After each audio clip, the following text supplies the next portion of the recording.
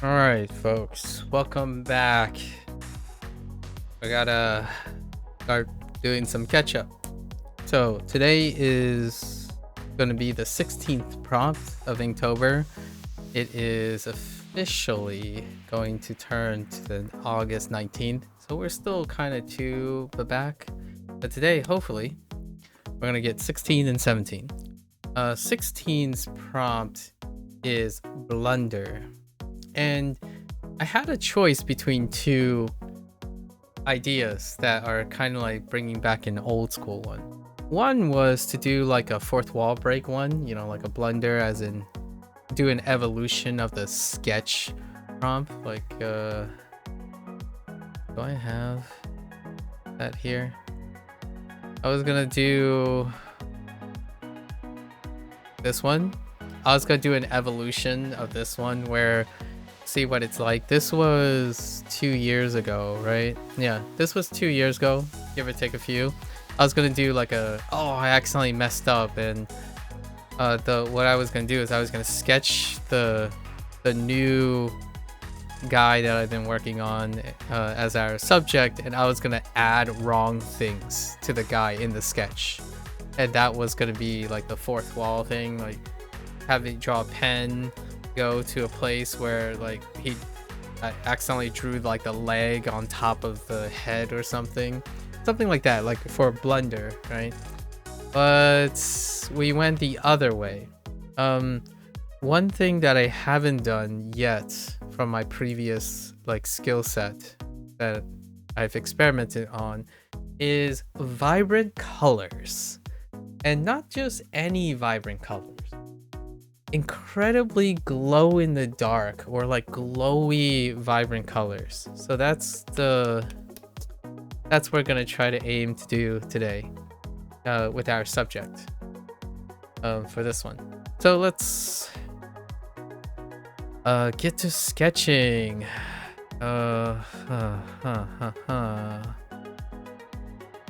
I'm gonna do the wobbly method here because we gotta go a little bit quicker.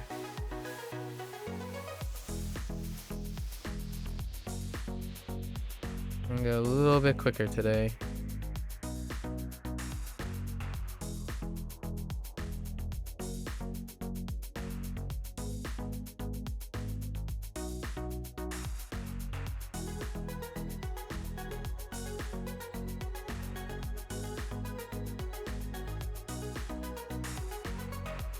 The wobbly method that I do is pretty much you keep your pen down, you find a direction, right? So I'm basically just constantly finding a direction of that I'm going. And as long as I continue to follow direction, there's gonna be enough information that I can work with.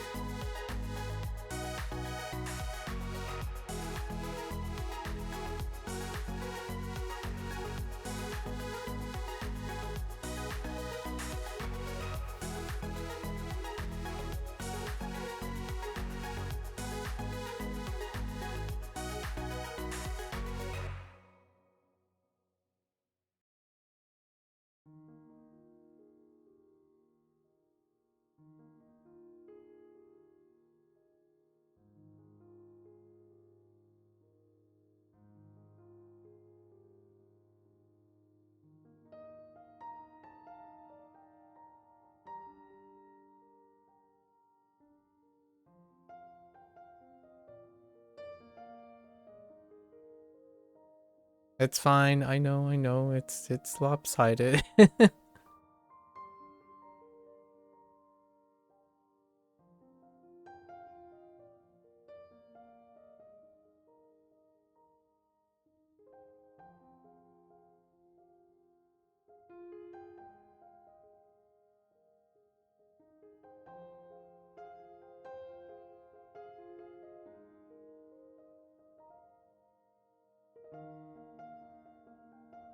We'll fix it when I get the rest.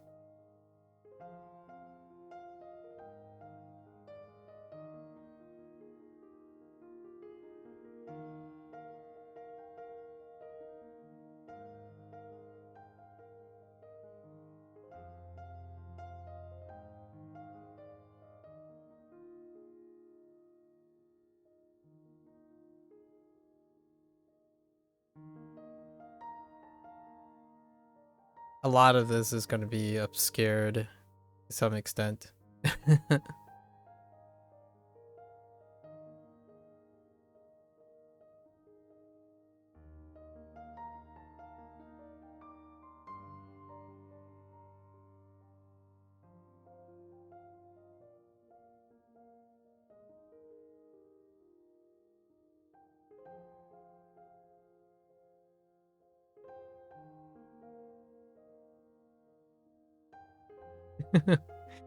That's kind of cursed. Don't worry. Most of my drawings are pretty cursed. Most of my sketches are pretty cursed.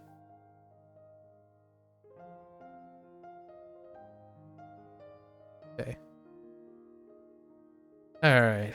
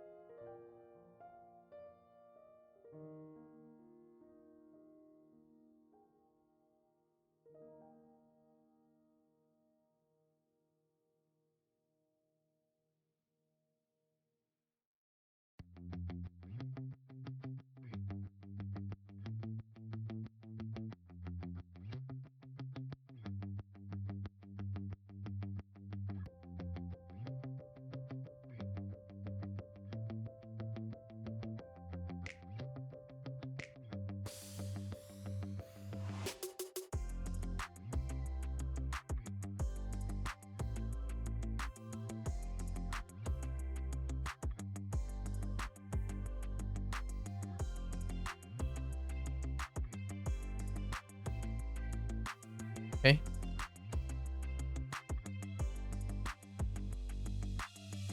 All right. The most important like part of the thing I'm kind of secretly hiding. It's kind of like yesterday's prompts. Oh man, yesterday's prompt was great. It's amazing for 2 hours, honestly.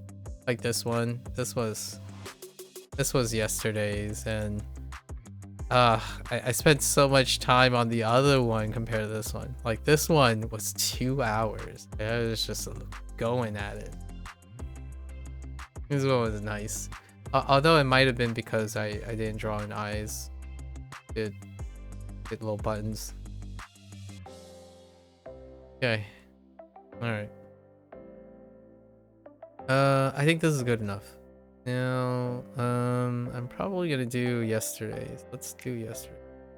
No wall this time, maybe? So I need a background. Let's do background.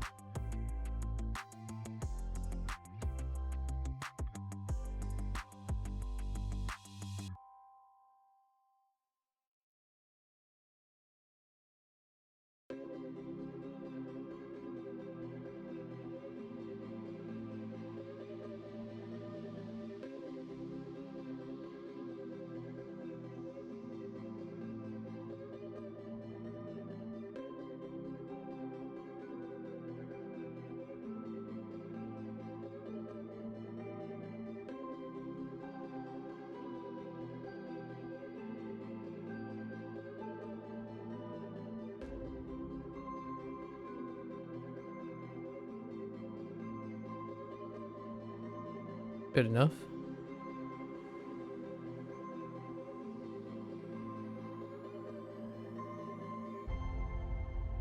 Gotta take a cue from yesterday.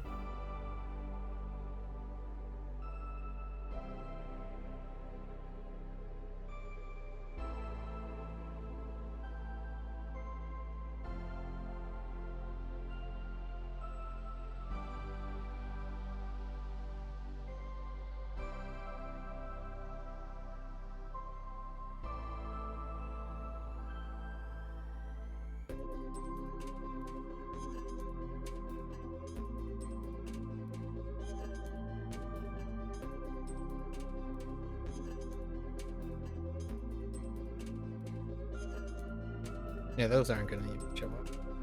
All right. That's it. Let's clean this guy up.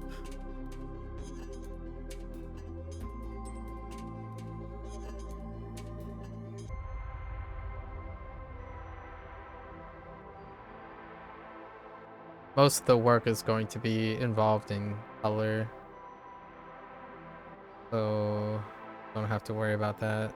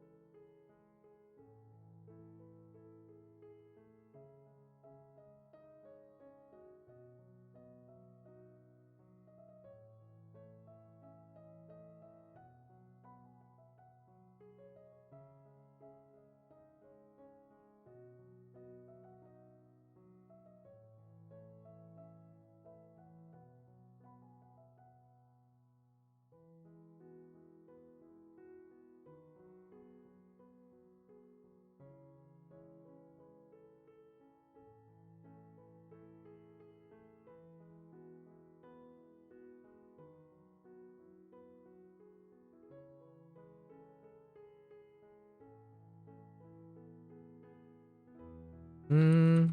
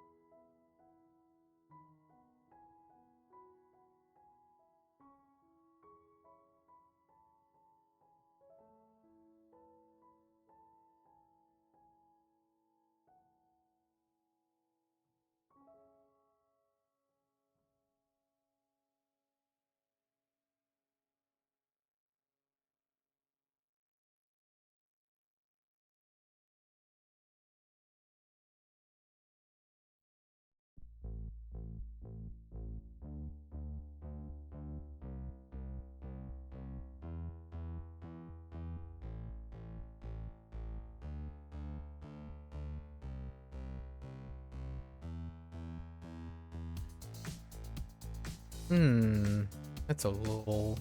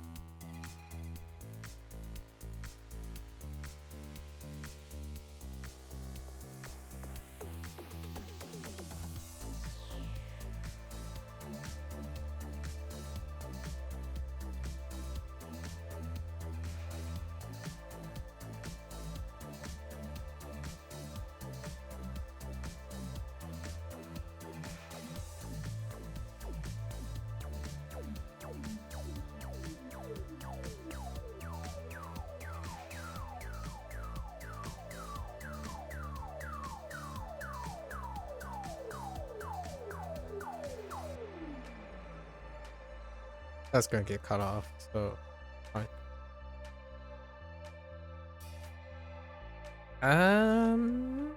It's good enough, right? Good enough. It's very stalky, but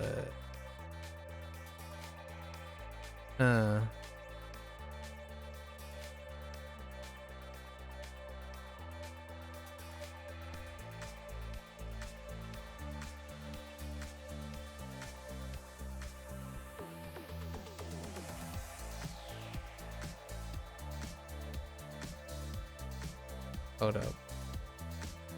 Let's like increase your height.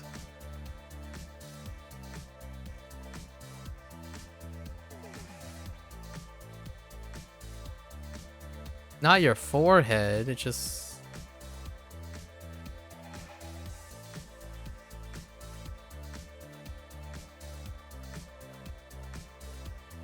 Oh boy. Hold. I need to reduce your head size.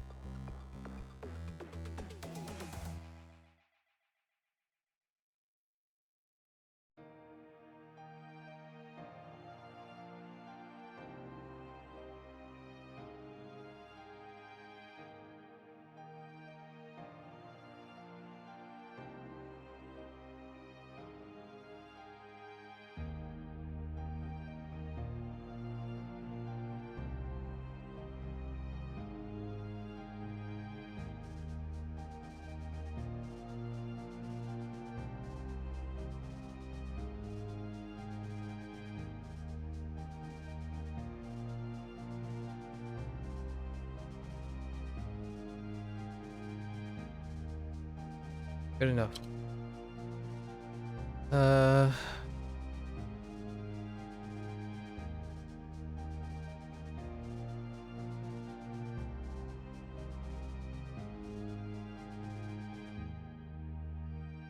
All right.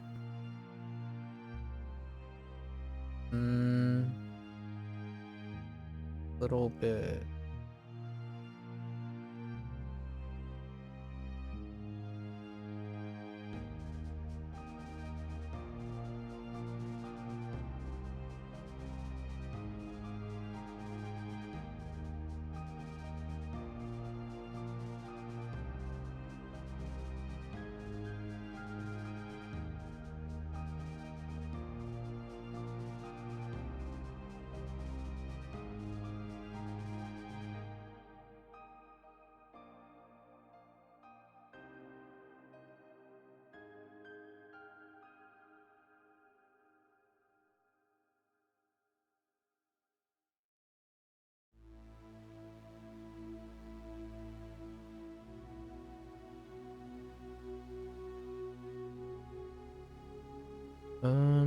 Anything else? This is good enough. Okay.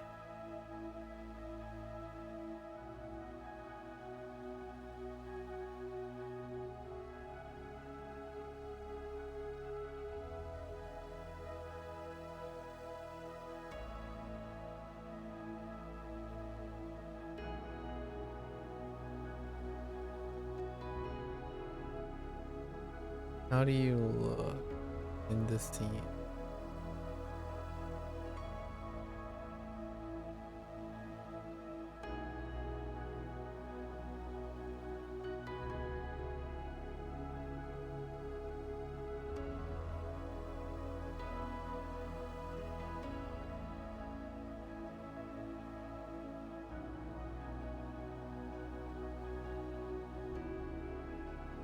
Good enough?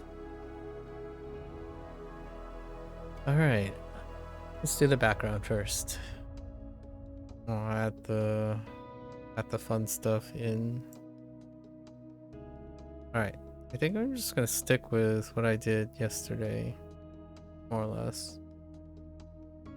Do a quick background. Be like, that looks pretty good. Yeah, I like it.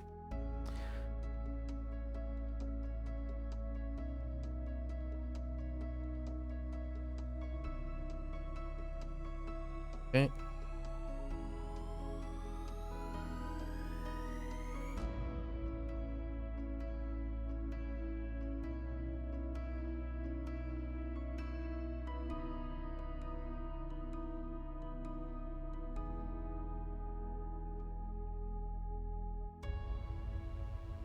Oh, wait. Oh no, now it's... Oh. I have a different lighting scenario for this one, actually.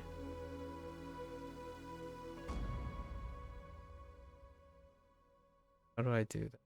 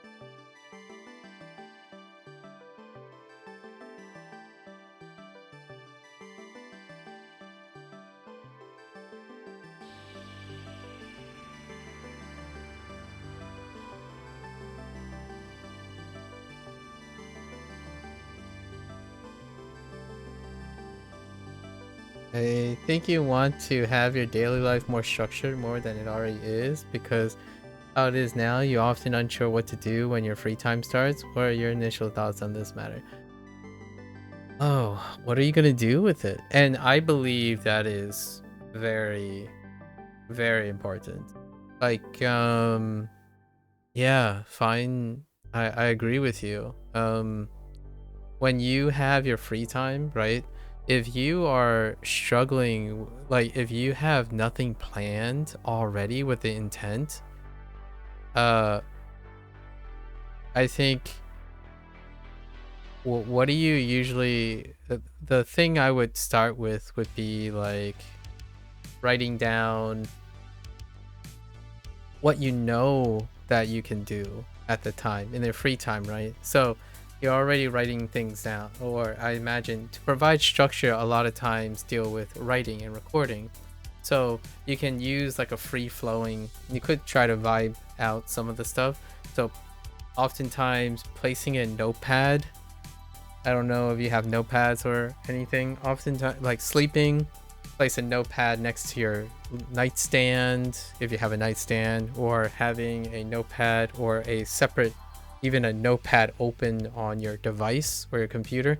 And whenever you think about something like, you know what, I'm going to need some time to do this, you can write it down. And what happens after a while is once you collect, if you make it convenient, in my opinion, environment, if you set your convenient environment to make note of the things you keep telling yourself, I kind of need time to do this, I think that's a really great place to start. So the thing that often makes it incredibly difficult to get started on thinking about things or restructuring things is often how much can you enable yourself. I think other things do contribute, obviously. The one thing I lean towards this is because an individual that may not have structure, start with like less structure. Like, do not, I would highly not be comfortable with someone who jumps right into structure, because I think that scares the person away, and then when it fails, you are less likely to do it again. So instead, slowly bridge into structure, right? And one of them is to make deliberately and intentionally put things where you can write or record what you could be doing with your time. So whenever, you know, you're watching a YouTube video or something, like, man, my subscriber list sucks. Like, it is just filled with 500 people and I don't even watch like half of them. Some free time to do that. Like, okay, well, I could get some gratification from doing that. So you write it down, and whenever you have free time, you'll have those lists available. So if there isn't anything that comes to mind, like initial thoughts, we're not even jumping to hobbies or things that are really well developed yet. The idea is, if you have no idea what you're going to do, knowing that you have to make time for something and you're going to do it during your free time will allow you to do something with intent, right?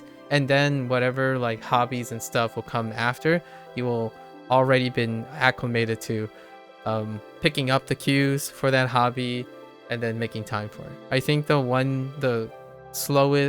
quickest and smoothest area you can transition into it is start by addressing not having any intent on what you're going to do with your free time. And it can be anything. The thing that enables you is probably to find a way to make it convenient so that you don't have to think about it when the time comes. That is very enabling. Like, when I get up, I already know what I'm going to do for the day. Anything that happens in between, I already know what I'm going to do when that happens. But if those things don't happen, I will always know what I'm going to do for the day. So eventually it can be also planning for things unexpected or leaving extra time. But until you can schedule up your time for your free time with intent, then there will be times where, like, okay, I'm going to leave 10 minutes to just vibe out. But for now, finding the most convenient ways to make yourself remind yourself every time you say, oh man, I should really do that at some point. Like, man, those bills, they have been staring at me for some time. So you might be thinking, well, isn't that just making your free time use up for work that you'll do when you don't have free time? You'd be surprised how wonderful it feels whenever you decide on a time and you decided that you're going to do those things. Like, even deciding, in my opinion, even deciding to do something that is quote unquote productive and things you don't like to do, the whole idea of intently doing it, you're gonna feel great. At least over time, you always feel great about doing it. So if there is nothing you can do with your free time and you are unsure, record the times that you think, well, I don't have time for this. Time to write it down, because you know you have time for it if you have free time that you don't otherwise know what to do with. And that would be probably my thoughts about that. And you'll squeeze it in. And the thing about free time is, you know, give yourself a break, cut yourself a break in the sense that you're doing extra. Your free time is extra. So if you happen to be doing like the bills because you caught yourself saying, well, I don't have time to do it now, and then your free time you ended up doing the bill, it feels really great eventually. Where like, oh, you know what? I could even do things I don't want to do during my free time, and it feels great because I know I did it. I intended to do it. And all of that is extra. Eventually then, you know, you're going to evolve into everything else. Sometimes it's kind of humorous, but I enjoy doing things that most people don't enjoy doing. The reason is oftentimes people see it as a sacrifice of their time. So despite being bored, they believe that the time has to be best spent doing the thing that is worth the time. So that becomes their excuse not to do it in the first place.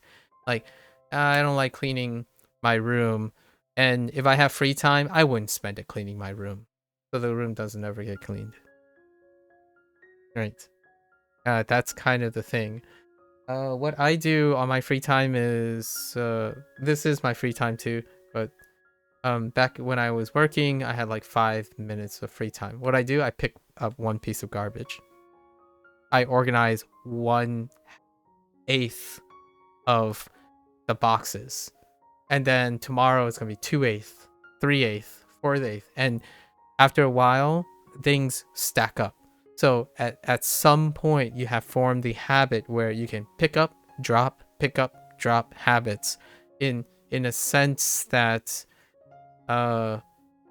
small things become manageable. Most things become managed in the long run, as opposed to thinking about it like, oh, if I start this is one thing that I hear a lot about free time. If I start this, then I won't have enough time to be good at it or appreciate it.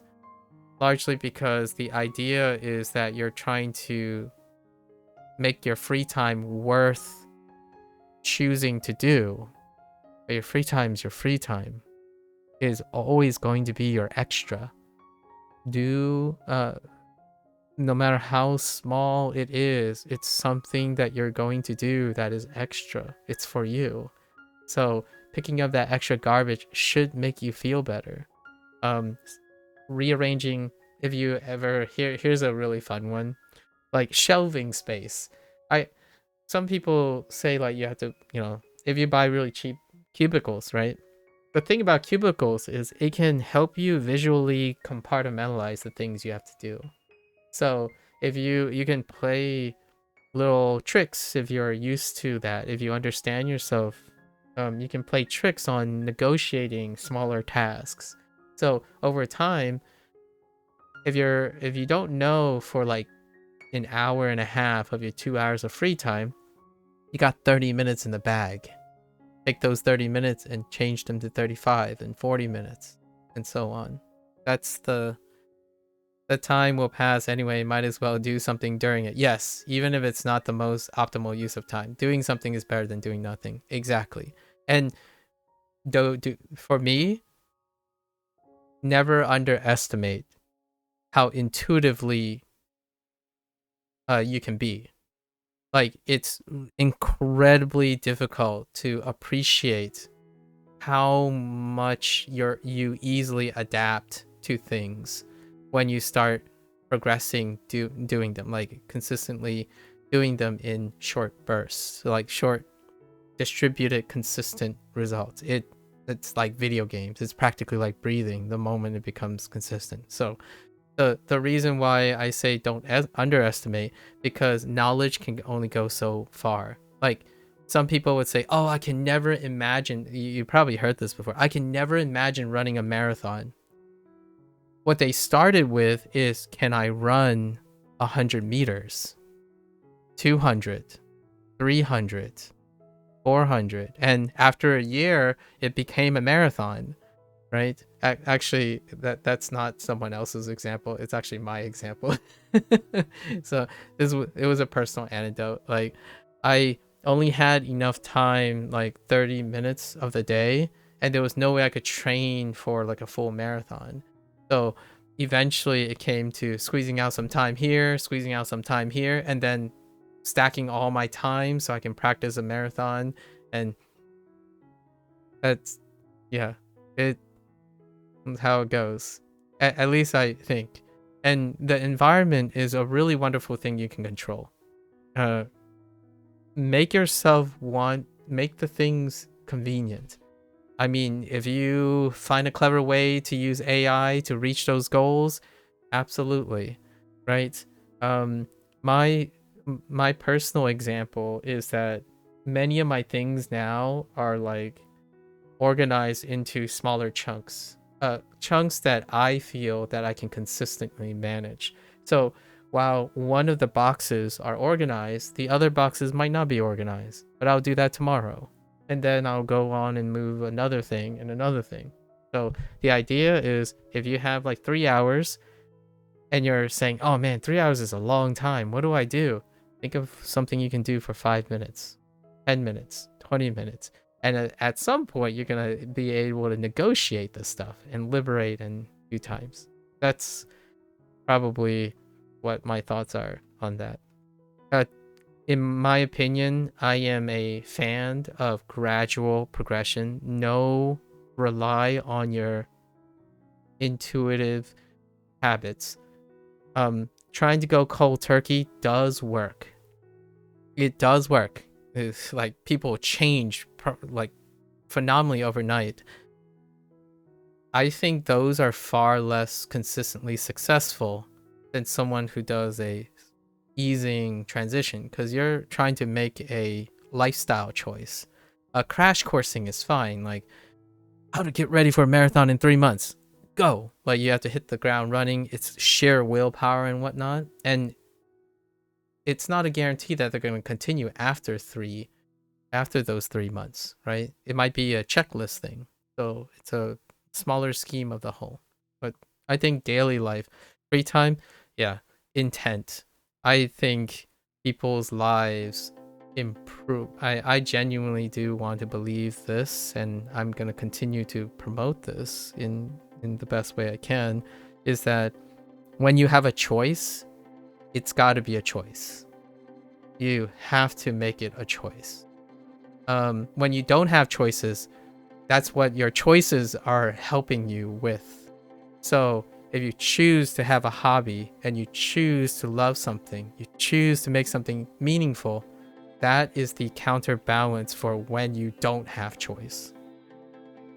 Yeah. Oh, stable. Yeah, stable wealth is gained gradually. Exactly.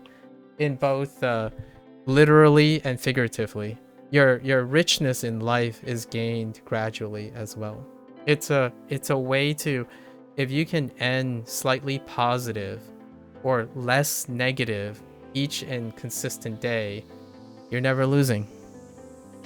Like, relatively speaking, you can be intuitively understanding and feeling that you're never losing. Recording something, making something, despite anyone else, that is gaining something gradually regardless. Slightly managing your room and stuff, adding slight additions to your room and stuff, is gradual wealth and reward, right? I think one thing that has in spades, which you can do anytime else, is far more normal for people nowadays, is instant gratification. Instant gratification is great, right? Stack that somewhere. You know, you can even couple it. When you're doing something that's instant gratifying, you can couple it with something that's gradually gratifying. And creating a lifestyle routine and a consistent lifestyle routine. That's delayed gratification. It's gratification seen over increments. And this would be an example. Like, despite it being in a month, it's a long selling thing, and I love it. It's also exhausting, and I want to make it clear the reason why intent is important with your free time is there is negative stress and there is positive stress. For lack of a better term, negative stress and positive, like chemotactic profiles as well as behavioral outcomes. And intent is a game changer, and is quite a big game changer for it. So like, I don't do this because I have to. I'm intending to complete this prompt. Yesterday I was tired, but I was determined to complete the prompt, and it actually, the latter prompt turned out to be better than turned out to be smoother than the beginning prompt. Like, this was my first prompt of the day, and then this was my previous prompt, and this one took 4 hours, and I was like willy-nilly, I was exploring, right? You can allow yourself to explore, but time also passes with exploring. So I was doing more of an exploratory thing, and in this one I'm like, all right, I have 2 hours, let's knock it out. And I was very intent, and it was executed with equal. They're both very rewarding, so they have different aspects, but the idea is gradual. Do what you are able to do, and looking at it in smaller parts, gradual parts, is excellent at making it so that it can stick. I think the internet has make it the other thing. If you ever want like huge crash course, you can work yourself up to that. I think the foundations of a healthy, intentful free time can make and nearly trivialize a lot of difficult things you have to do, like on a daily basis, like go to work. I think your work would, a lot of individuals' work would improve because their free time was used to help themselves, right? So lots of things do benefit from that, and I do agree that's a great place if you yourself find that you're often unsure of what you do with your free time. My free time is I tell people this in the easiest way possible. I don't run out of time. Like for example, when I run out of time, it's because I have too many things that I want and plan to do. I don't run out of time because it took me too long to figure it out. Right. I don't run out of time because I keep choosing to settle for things that are sapping time, but they don't give me anything. They don't give me any purpose or meaning. I stack my days. And the idea is also to keep FOMO at bay, right? There's also the other end where FOMO, where you have so many things and you're scared of missing out and whatnot. That's the other thing. That's what I mean by when you think of free time, think of it as extra, right? You are doing something no one asked you to do. Life doesn't even demand for you to do it, but you can see it as an obligation to yourself. That's part of the self-love. Free time can be seen as an obligation for self-love. It can also be seen as an extra thing you'll always have in life, hopefully. And I wish everyone has some free time. Obviously, this may not be true, but if you do find yourself a free time, it is like lightning round. Go get it. Find something that gets you juiced. Besides like throwing back 5-hour energies and monster energy drinks and stuff. Besides those things, right? Besides chemically induced hype, life and endorphins help as well. Yeah. Okay. All right. So we did our kind of sloppily Yeah, find what gives you flow. Like, there's vibe and there's flow state. I think vibe, it has taken on a new meaning of itself. Vibing is kind of like jiggling in place. You gotta flow, man. So try to find your stream and keep flowing towards a direction. Vibing can be stationary. I don't like people who vibe too much. I'm just kidding. I try to vibe. Vibe is probably something that I am terrible at.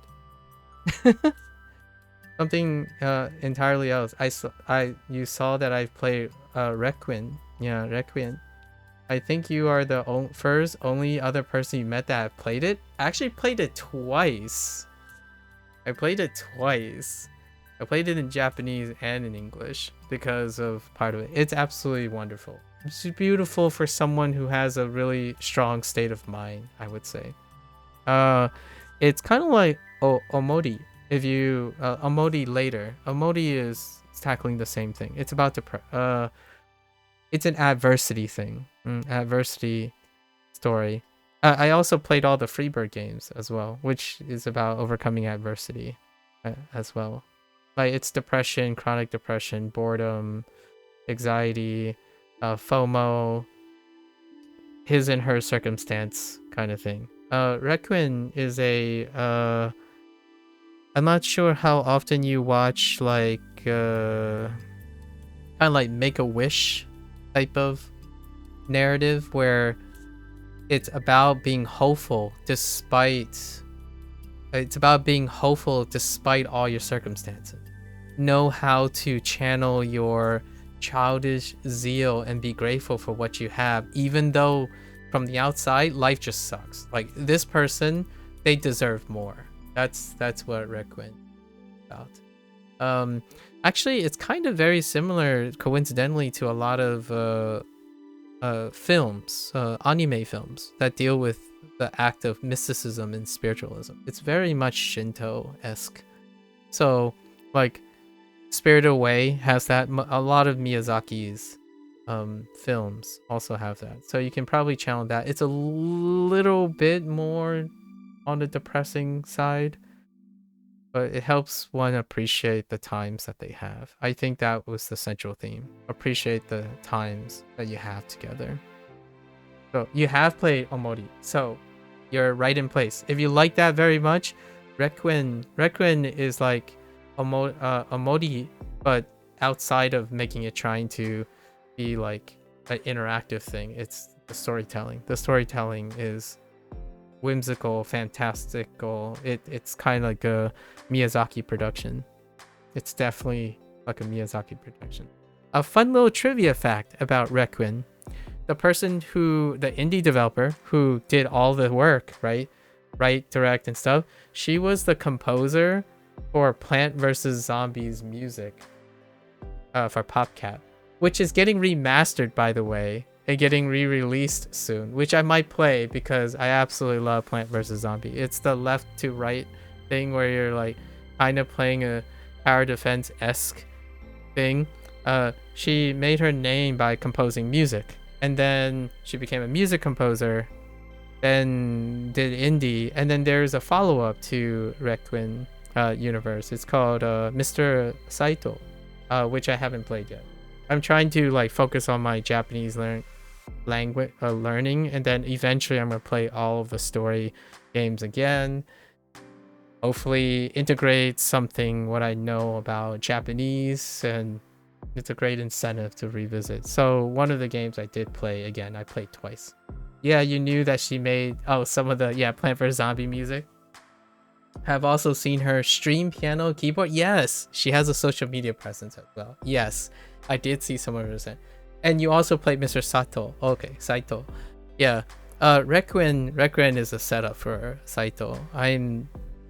She must have like busy with a lot of other things, because Saito is a much shorter thing, but Requiem is very, very wonderful.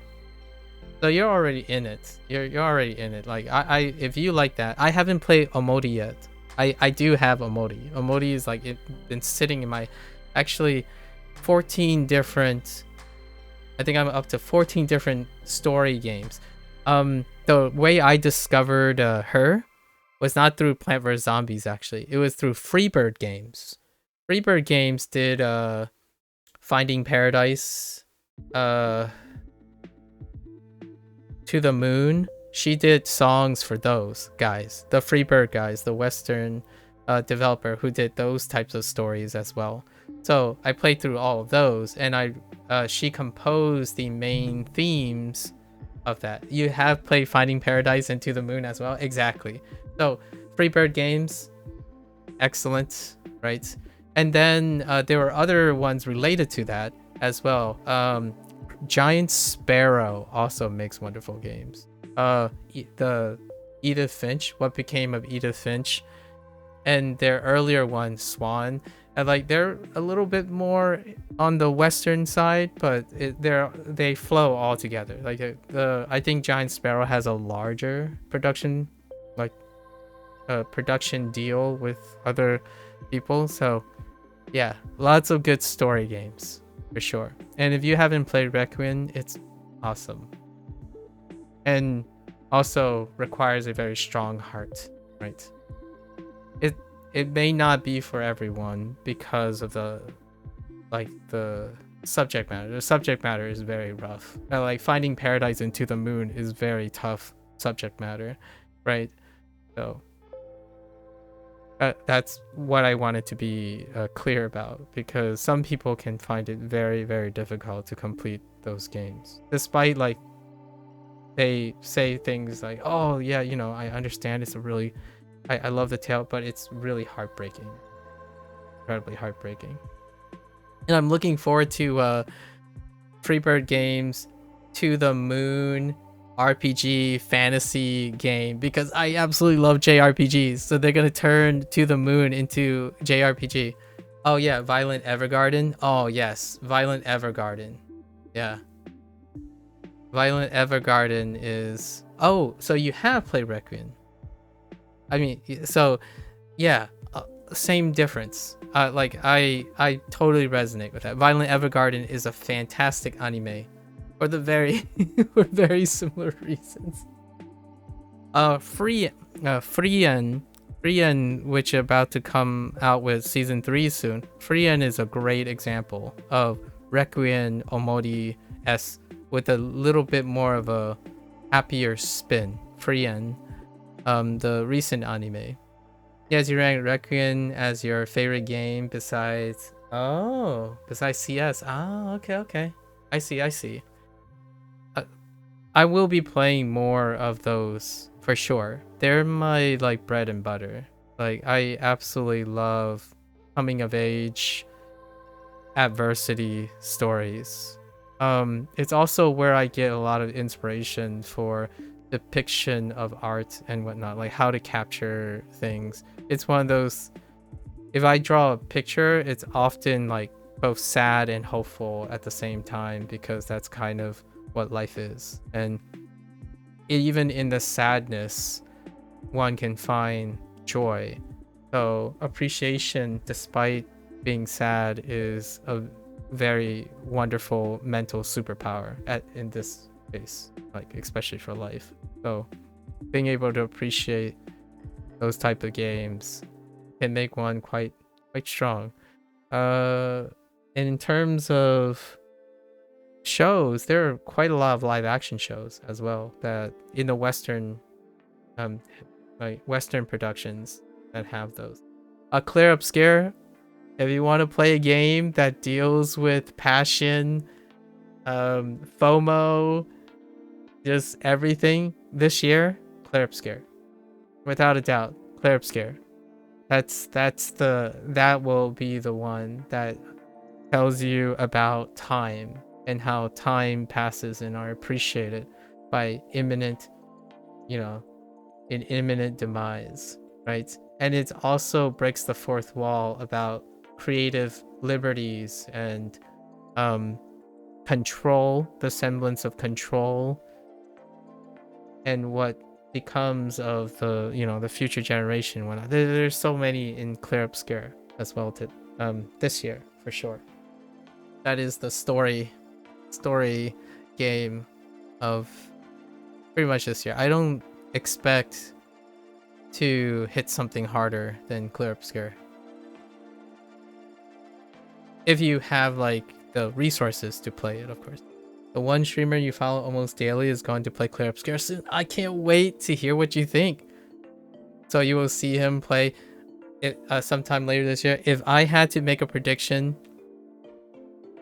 if he's like the silent kind, the contemplative type, the first 30 minutes, there are montages of the first 30 minutes of Clear Obscure, roughly 30 minutes, depending on how much.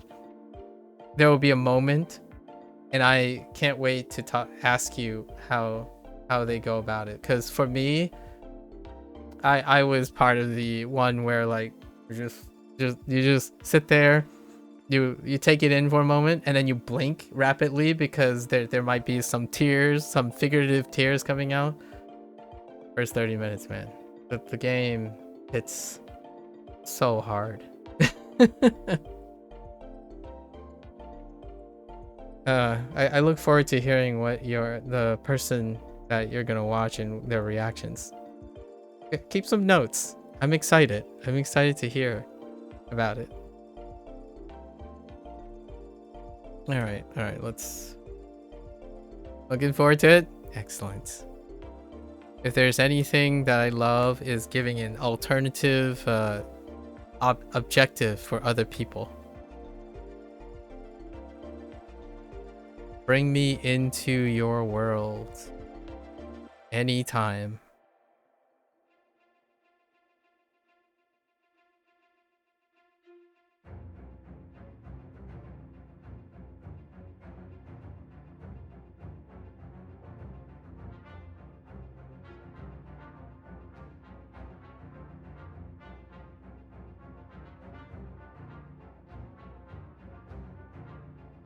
All right, let's try to. so much to talk about in the future. I'm so looking forward to talking to you about Clear Obscure when the person you're watching plays it.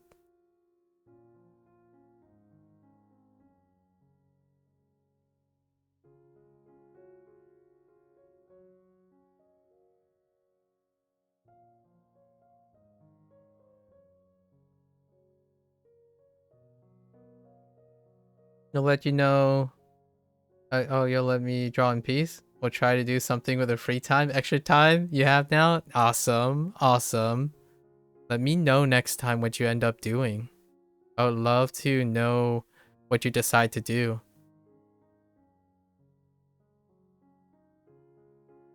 Okay, that's pretty good.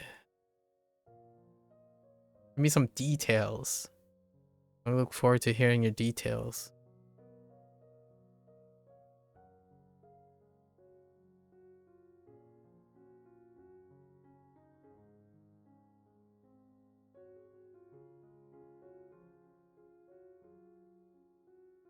Bye for now. Good luck. Thanks for hanging out and listening and keeping company. I appreciate it.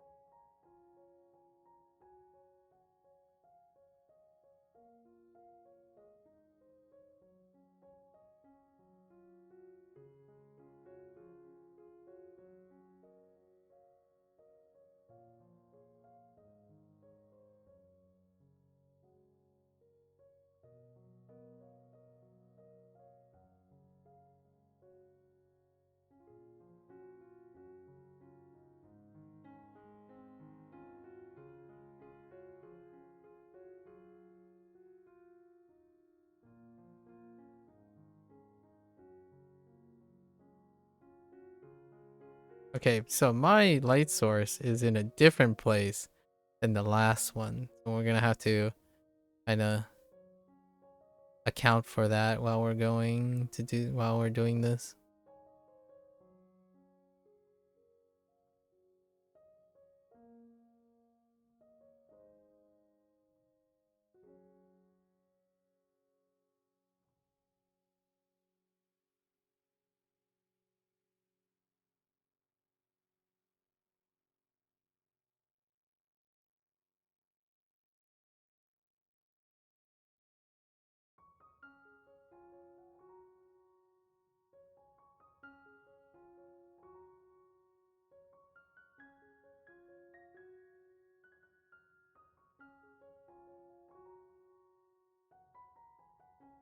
Honestly, I'm kind of excited for the person. Like, if that person isn't excited, watching someone you know that you already am interested in. Oh no, I accidentally put this in the wrong layer. Ah, it's okay. It's fine. Good thing I didn't do it the same way I did that one thing yesterday. What you call it? If they're not excited, I'm excited for them. Like, it's not every day that someone you formed a parasocial relationship with is going to like play. Well, for me, anyways, play something that I can talk about with other people. So trendy.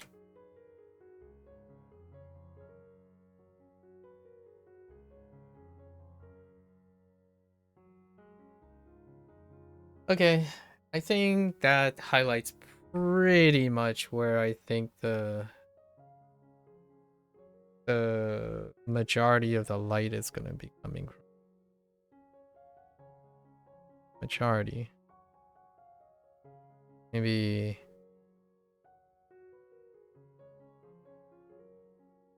close it up a little bit more so we can get a little bit of contrast a little bit later down the road. All right, let's do our subject, and then we'll come back to the.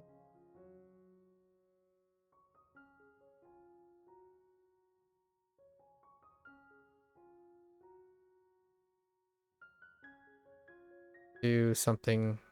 I don't know. Maybe slightly darker near these ridges for later purposes.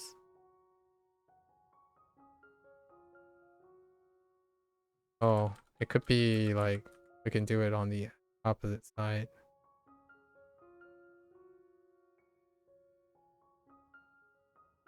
This will be a little bit more interesting.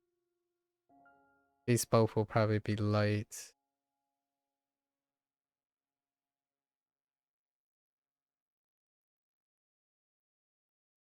Kind of vary it a little bit.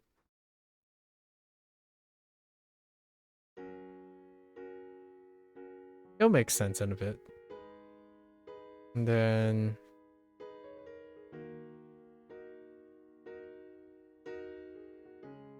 oh, that's not. I didn't become lighter. That just become okay. So this. Put it right here for the moment.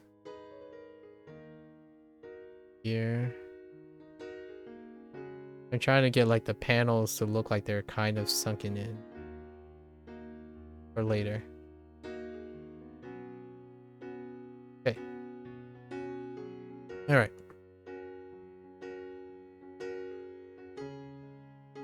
Next one. Let's get this goober painted in. I think the vast majority of the stuff that I'm gonna do is the fun little. Oh no. I realized I should have completed the completed the tail just for this part.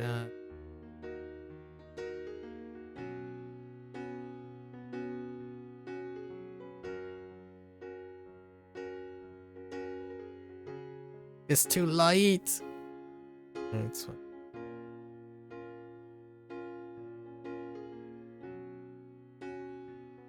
Oh man. Oh no, it's struggling. Oh no. My strokes are far too light. Okay.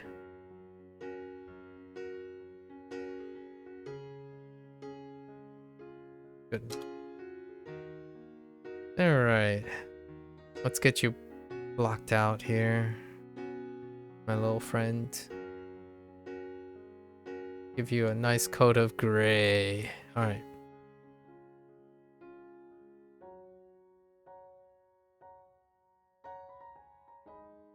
I'm gonna fill in a little bit.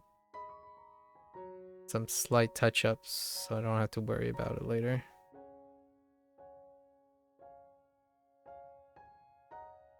Oh! Ah! I displaced my hand on oh, my hand was displaced. Did wrong shortcuts.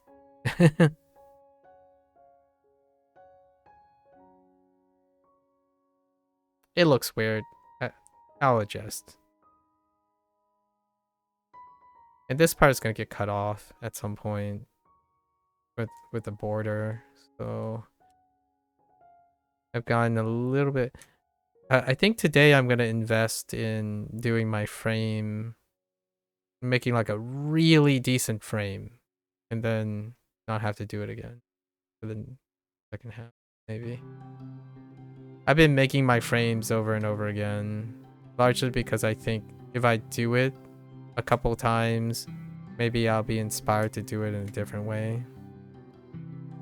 I think largely I've come to accept that I will not have enough time to make a fancy frame. But I would love to in the future. I thought about it lately about making these into actual cards, like commissioning like a manufacturing, but that would also mean that I should take some time to finalize all of these. Like it would be kind of fun to create, I don't know, a casual deck as a a limited print of these cards. I know how I would construct them. Like they would be, I would pick like a finished one and create like a 3D. The inspiration for a lot of these is the 3D 2D cards, like display cards, and I always wanted to make one, my own image. So maybe I'll print one out of curiosity for myself to see how it turns out, and then leave it up to whoever who wants to print it out or something like that. Let's see. Okay.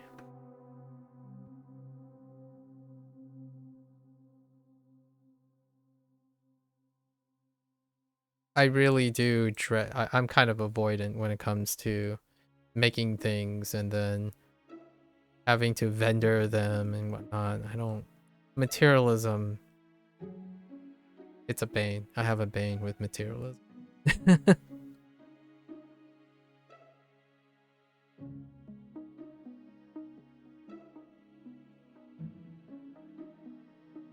How orange are you gonna be today? Maybe like here. Yeah, I'm feeling like you're a bit of an orange. Silly goofball. You're gonna be this orange this time around. Don't give me that upset look. Okay.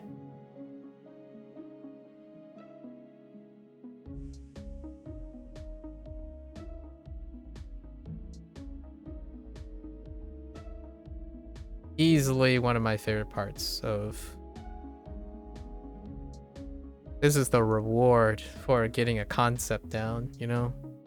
Messing around with color.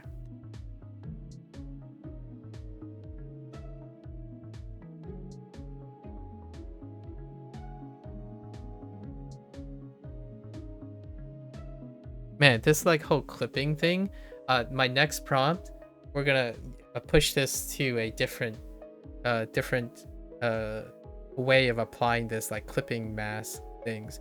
It's been so long since I actually learned how to do like a clipping mask and whatnot, and the next prompt, that it's all gonna be about the clipping mask. Like I was thinking to myself, how do I use this like really as part of the composition? And I thought of something really interesting to do in my next prompt. So I'm excited about my next prompt. It's not gonna look very complex, but the way I'm gonna go about it is gonna be like, why do you do it that way? And my first thought is because I can. It's basically the thing I was ranting about today. All right. Yeah, I just want to see how it works out. I'm probably gonna encounter a bunch of unexpected shortcomings to it, but we'll have a story to tell from doing it.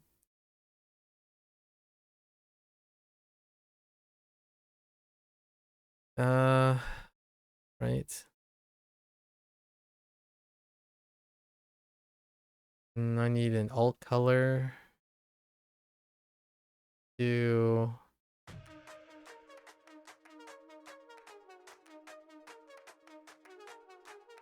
okay, that seems okay.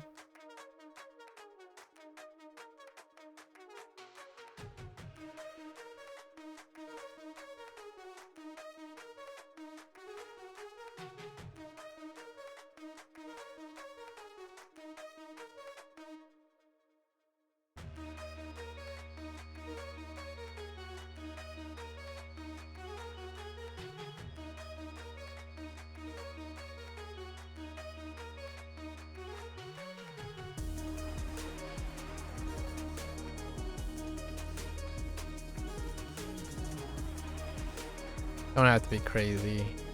Roughly. Roughly fill the guy in. Roughly. I'm definitely learning how to stretch the sloppiness.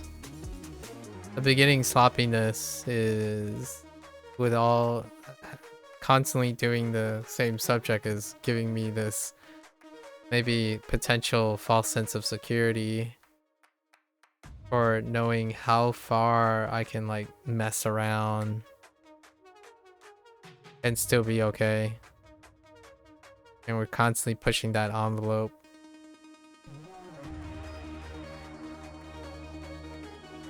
In the interest of time and allowing noise to guide a lot of my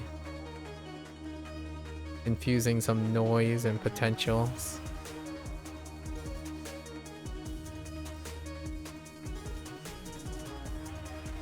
Alright.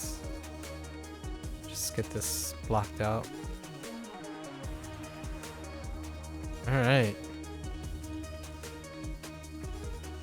Eyeballs. What are we doing for eyeballs? Just block them out with slightly soul crushing. No, wait. Hold on. No soul crushing voids yet. Only blinding white piercing eyeballs.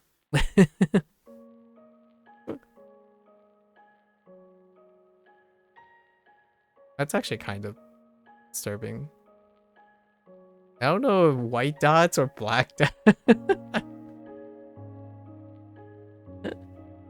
I'm not sure how I feel about white dots versus black dots. Okay. All right.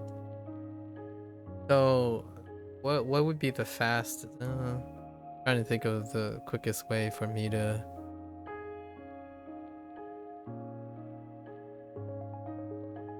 Oh wait.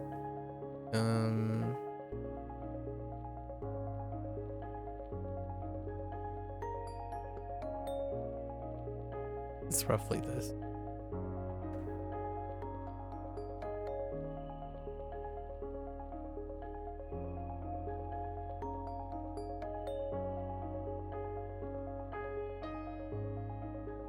Okay. Good enough. So how do we feeling? I don't want to take away from the fun, the it factor in this, so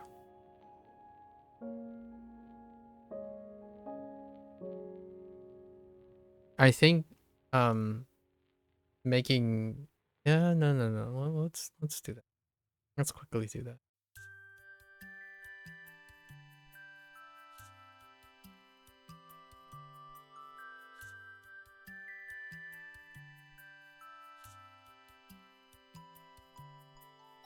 Like very selectively.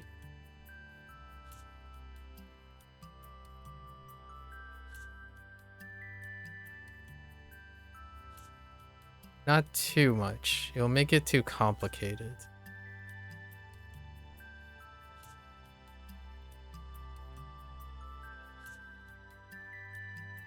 Oh, wait. Light source is coming. Alright. That actually presents an interesting... I haven't done it this way, so...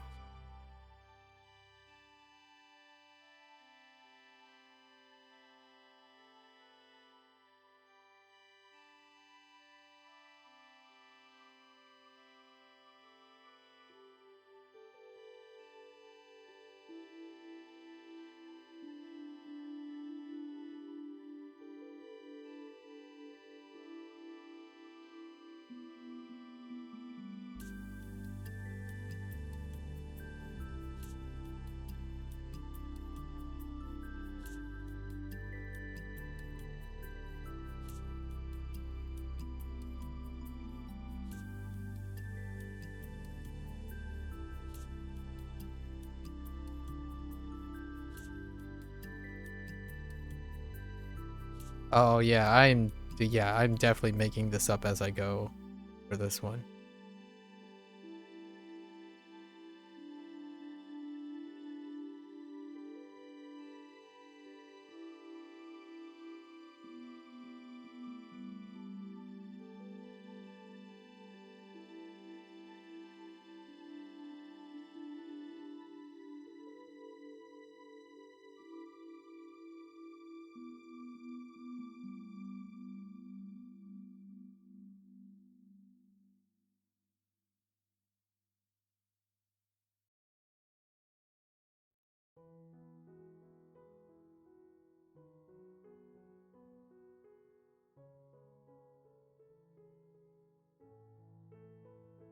Okay. It's an interesting... Alright, so then...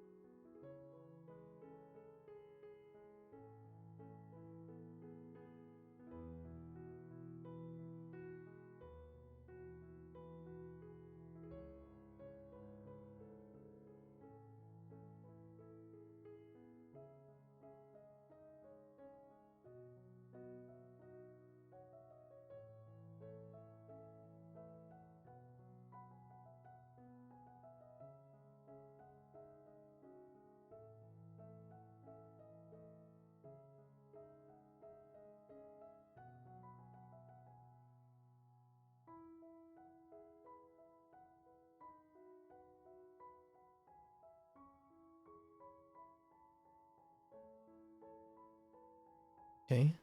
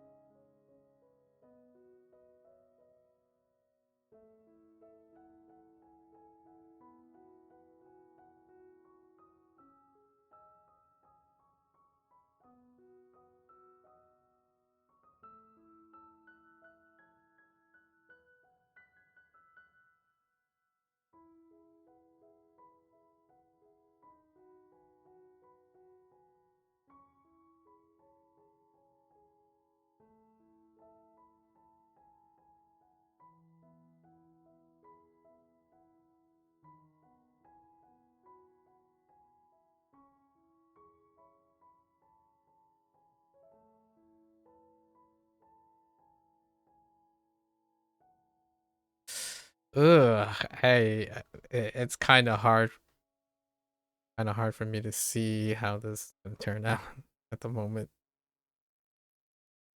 We'll find out. Uh, so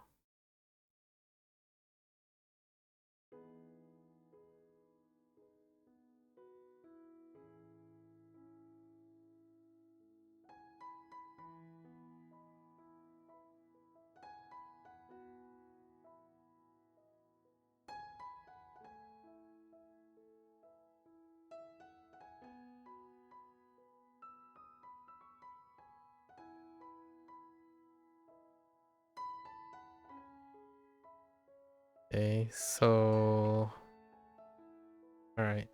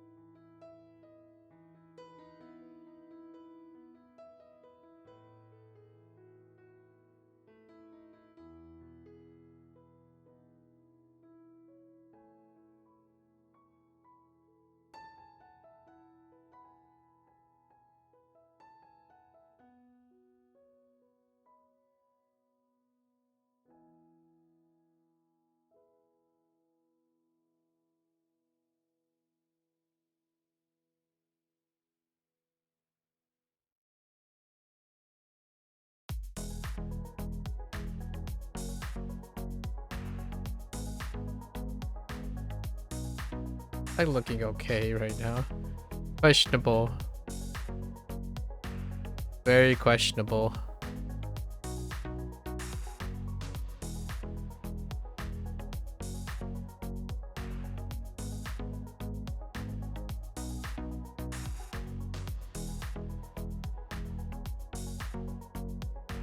Yeah, it's very questionable.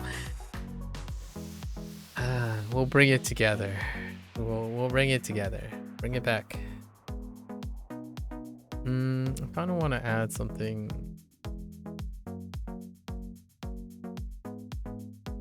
Something.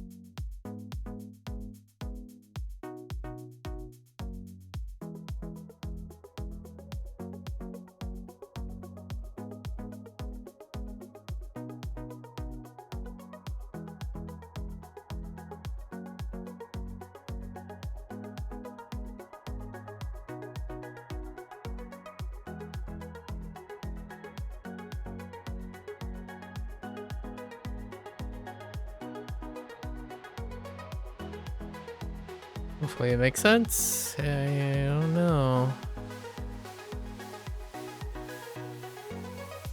Still a little weird.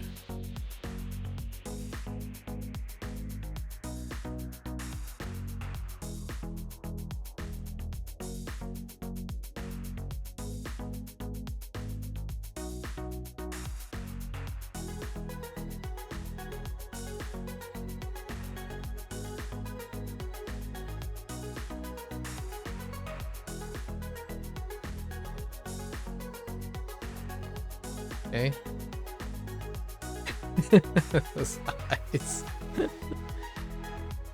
Those eyes. Okay.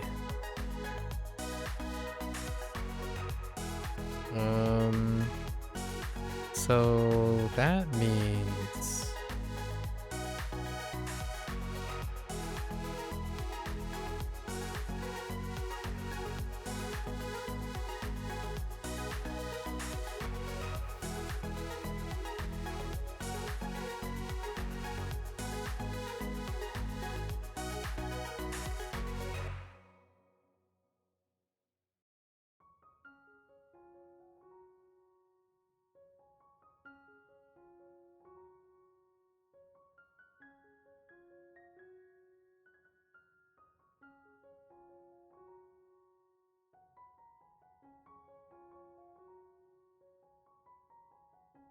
okay.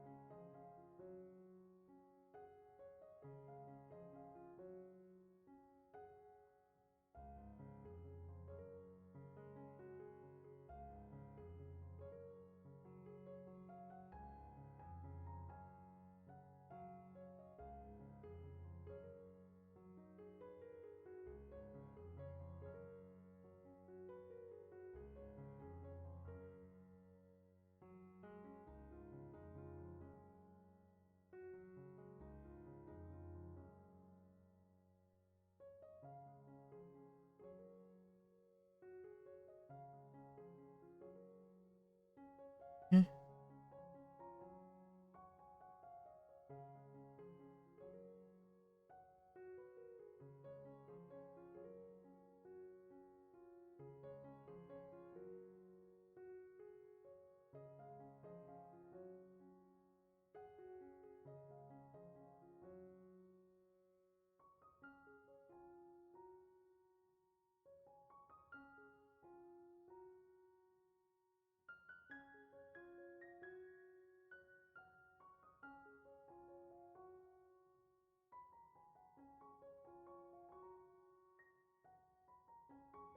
Okay.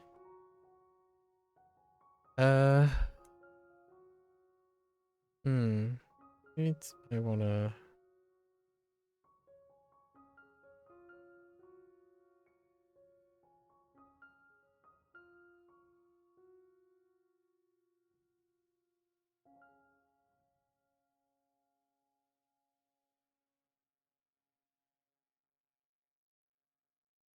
Belly.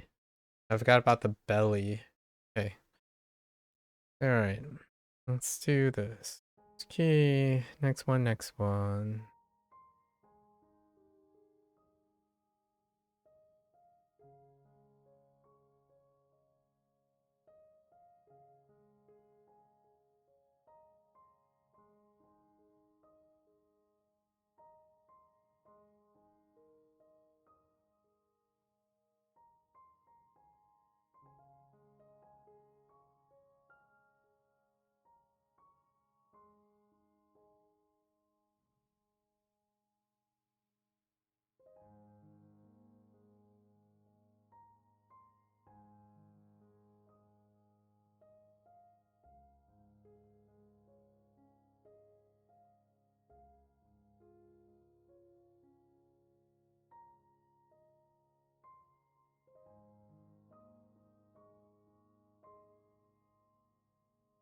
Oh, actually, that presents an interesting thought. I think it's okay.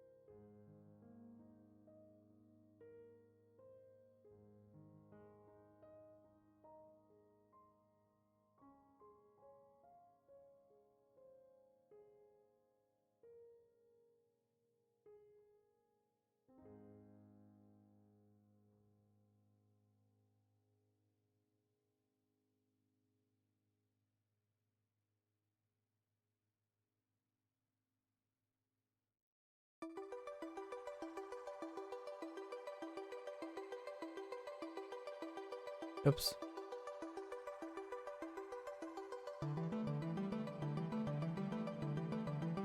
Oh, I did the opposite. That's kind of weird. Bad again.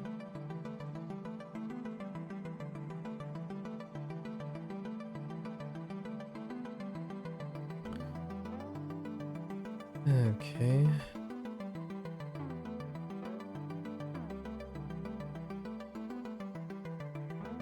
Way too.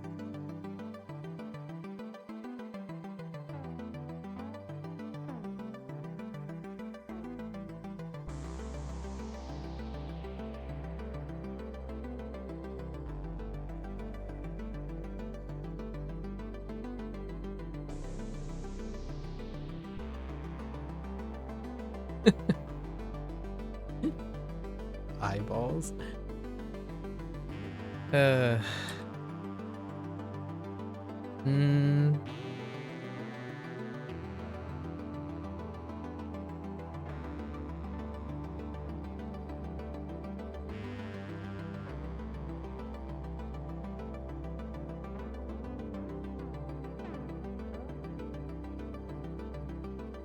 Oh, that's the wrong direction. Uh.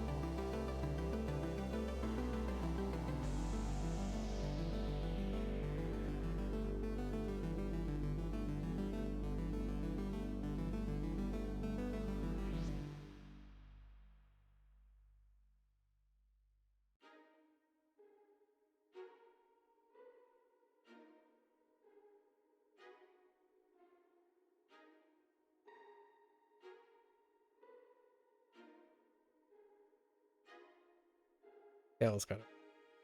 It's okay. It's all gonna be. A lot of it's gonna be obscured to some extent. Okay. So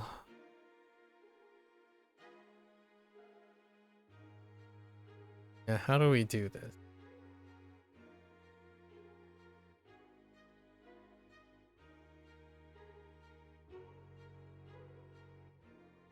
And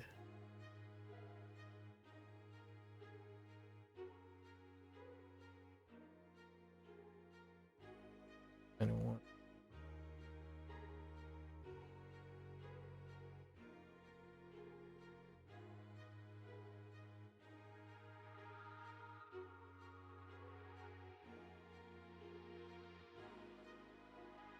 I don't want this.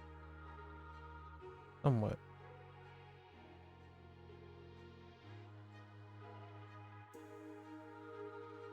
Okay. So all the other stuff is going to be on. So let's grab our image first, right? How does it?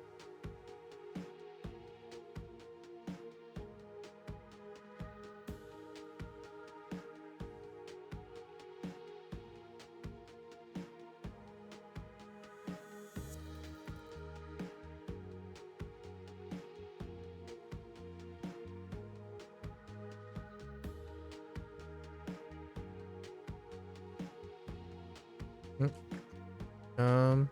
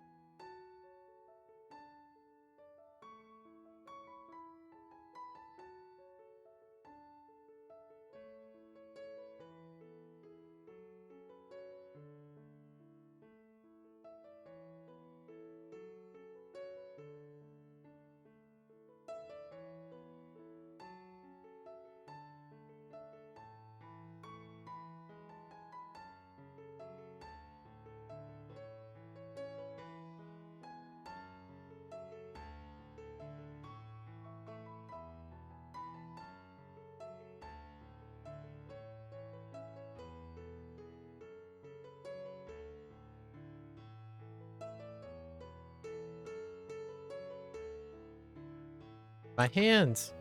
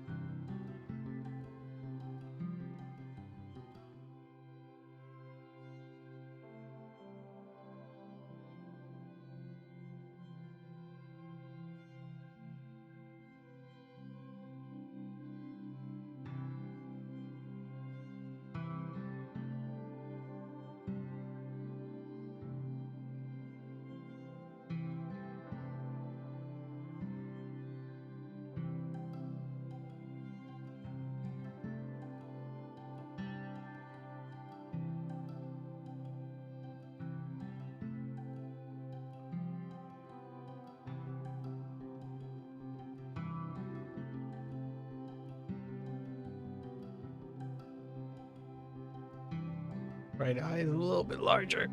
Okay. We'll be okay.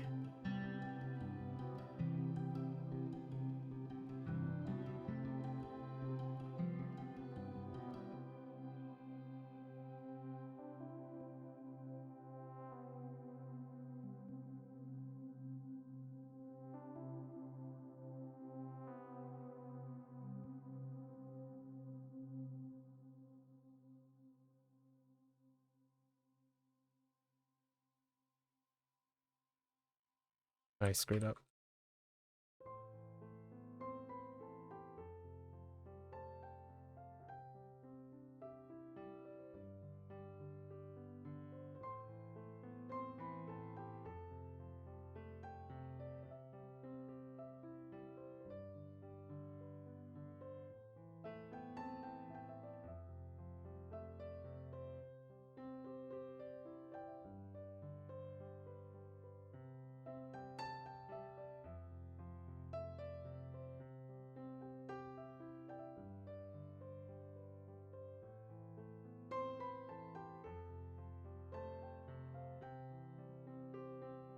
Okay.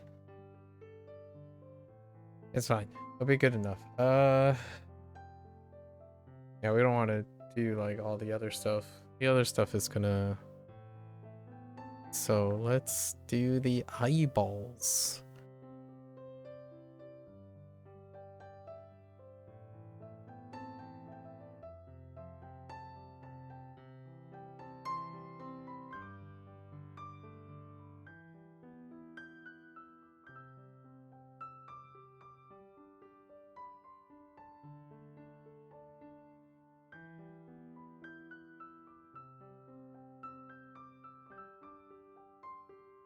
I think that's good, right?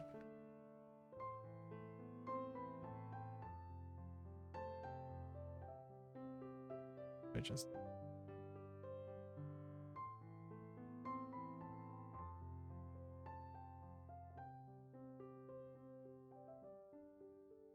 You're away for a while, but you're back again. What made you choose a red panda as your subject? Symbolically, they are lesser pandas. So Lesser pandas. Oh, I'm Chinese American. I'm not sure if that was clear. Chinese American. I always felt like the red panda is often mistaken to be related to a giant panda. And a giant panda bear represents kind of like the Chinese thing. And red panda always speak to me in a way that red panda is kind of associated with the giant panda, but it's a lesser panda historically.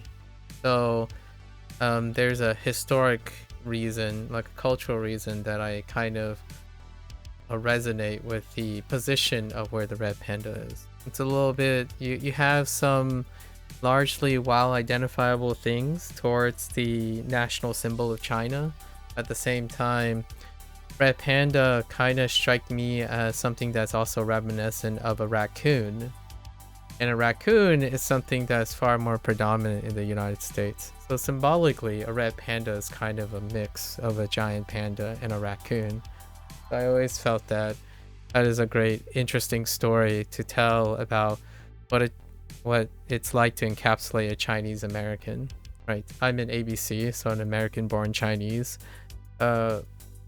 Outside of that, there are other sentimental reasons for red pandas. Red pandas are slender, but not big. They are also not small, right? And there's quite a lot of other things, like they eat their habitat, their eating rituals. They're fairly solitary creatures as opposed to aggressively social, right? There are quite a lot of things, but culturally speaking, it's more around the relationship between a giant panda and a red panda and a raccoon. They also have somewhat the closest thing to an opposable thumb, so interesting ideas that they actually grab their food. Yeah, not intensely aggressive creatures. Fairly rare. They were neglected and abused and hunted. There's quite a lot of adversity tied to the red panda as well. So, and they have their coats in general are very interesting, right? Coat color and whatnot. You can probably say this quite a lot about other animals, but I would say the thing about the red panda is they look sly without being vicious. They kind of seemingly look foxy, but welcoming at the same time. And their features are very round.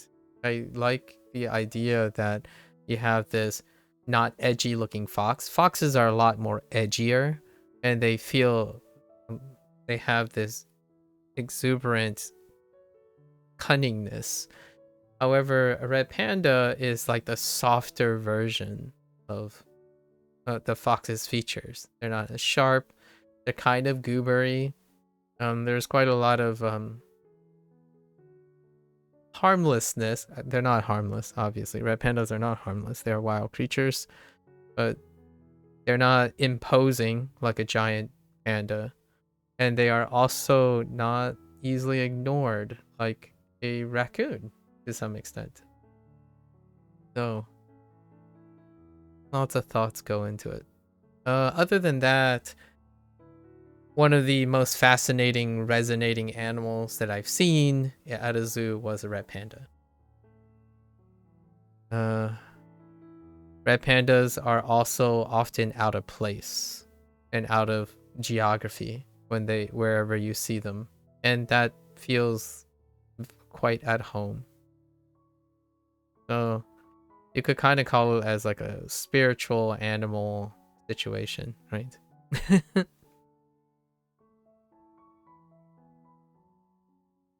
I like to think of myself as someone who, despite being angry and annoyed at times, I do not seem offensive or uncaring. And um I feel like despite my demeanor, I like to see myself as someone who's more disarming than aggressively arming things. And I think the red panda kind of illustrates that quite well from a non-cultural perspective. But the cultural perspective is definitely there.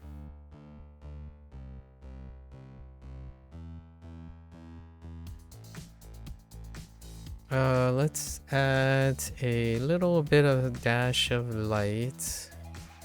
Do you have any animals? Since you told me you draw a lot of animals, what kind of animals do you resonate with or draw, respectively?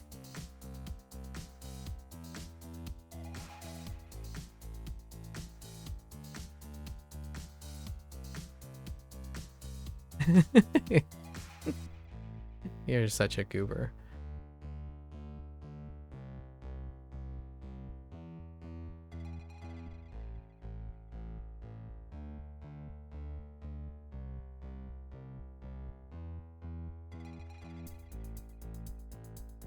I imagine there's quite a lot of subjects you have drawn, being someone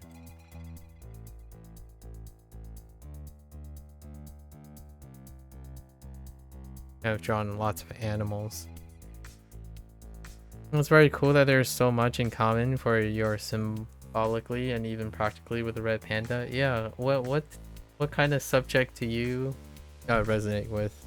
The like subjects you have drawn, maybe something that gravitates you gravitated towards after countless hours of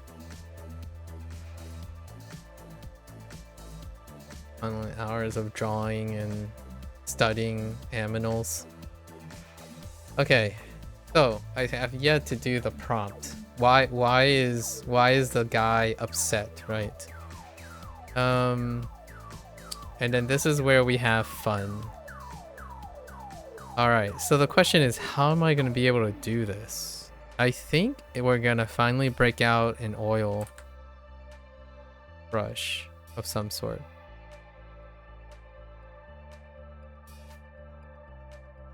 Okay, yes. All right, time for some primary colors. All right.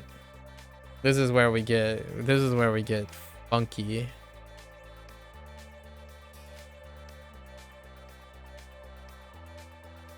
And we're gonna fill it out, right? I'm gonna put a splash of here. Put some here. We'll throw some here.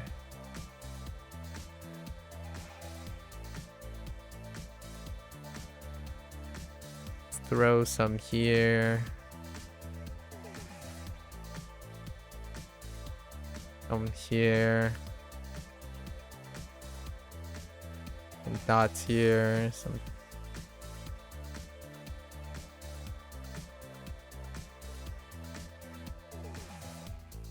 here. Here. Oh, now we're doing like the stereotype that people talk about when it comes to like let's just throw some here. This feels good.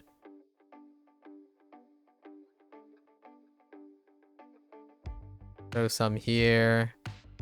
Here. Filling it. Okay. Add some green.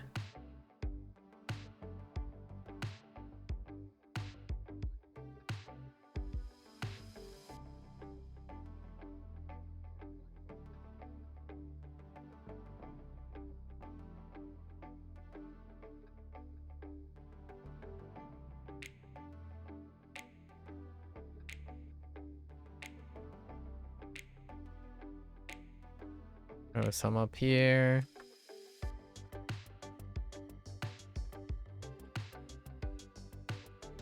Maybe make some circles. You have drawn a lot of canines because of friends mostly drawing those, but you think your favorites are ungulates. Ungulates like giraffes and okapi? Oh, but honestly, so many other animals are hard to choose. Dinosaurs, sheep, alpacas, Weasels and lizards. Ah, yeah. So I'm not impartial. I mean, I'm not like partial to specific animals because I don't have enough experience with them when it comes to like, especially when it comes to experience and whatnot. I think this was more like first come first serve situation. life has this way, you know.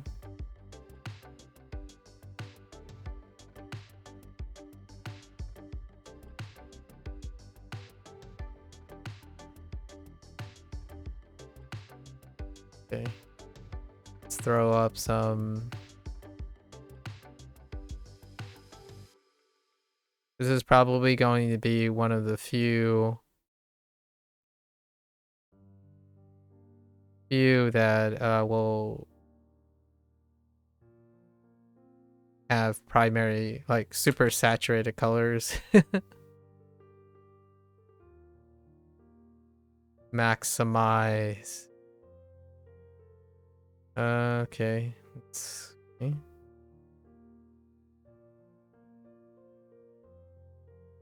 Yeah, I'm feeling here. Let's throw one here. Here.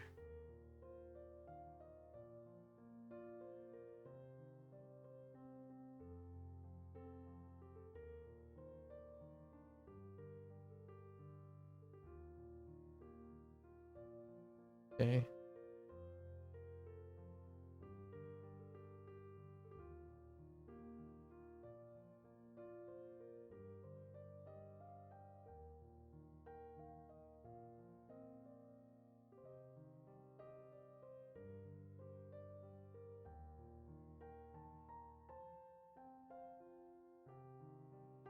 Oh, that's not going to even be in frame.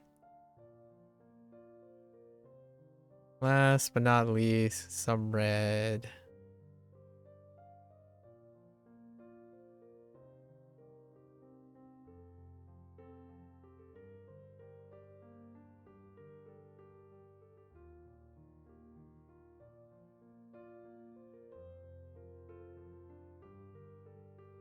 Now, how could I forget you went months drawing hundreds of cats because you heard drawing one thing repeated can help refine your skills. I feel that. I can definitely get behind that idea. This is the first year. This is the first year that I'm doing this. So, historically, I haven't done a repeated subject. This is the first time I've ever done this type of thing. And then I also have like different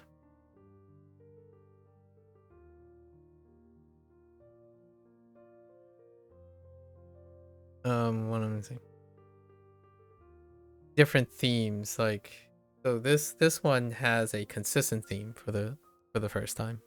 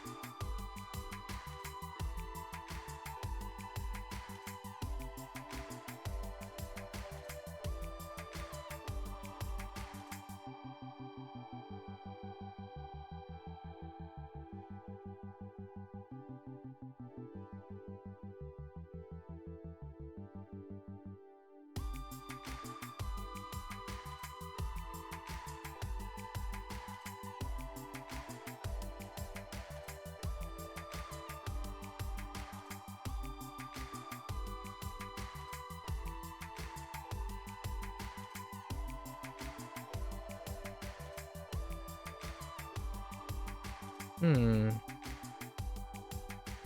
I cover everything? Okay. All right. So, let's round everything.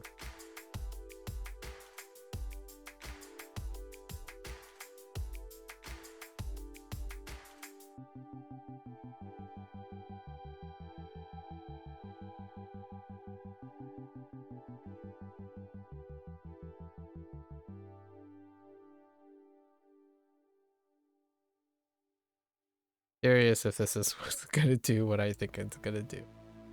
All right.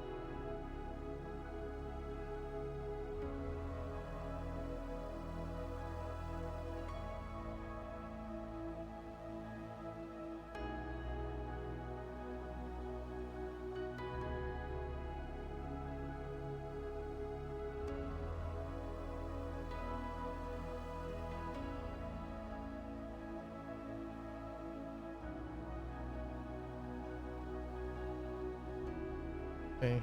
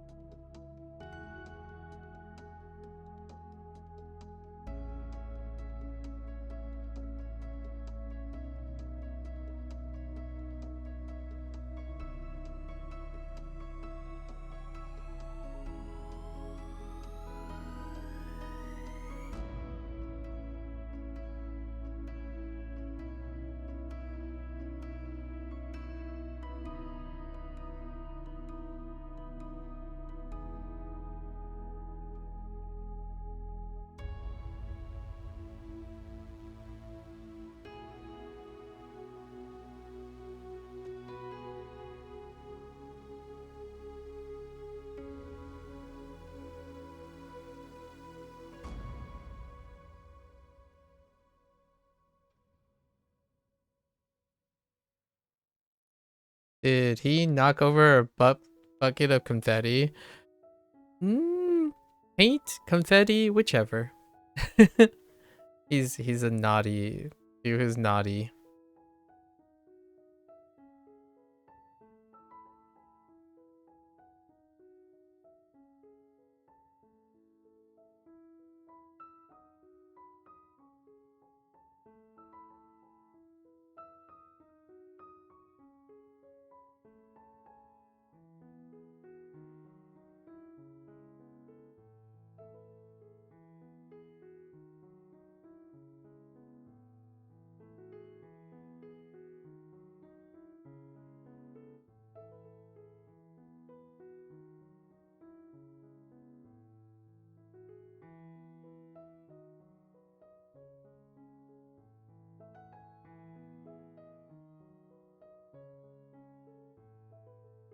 Actually stuck into an art studio in a opportune moment. Yeah.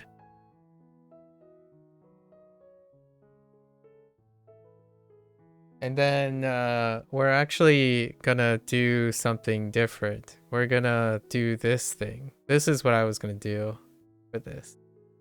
And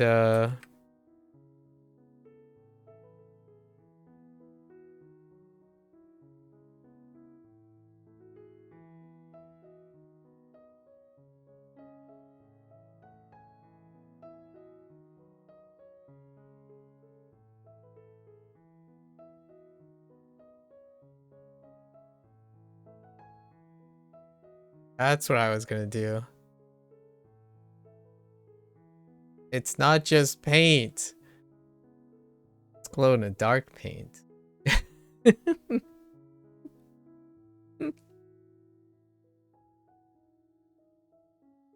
Then now I have to go back and oh, maybe it's a little too sharp. I think this is good.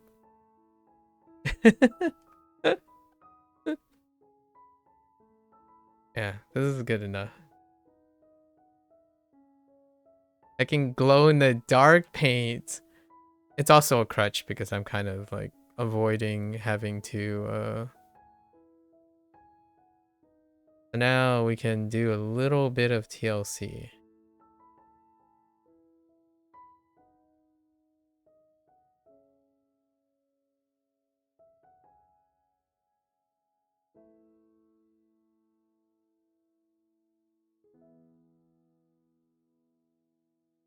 Just a cheap, you know, cheap way. Make it effective. And then let's do eyes. Eyes,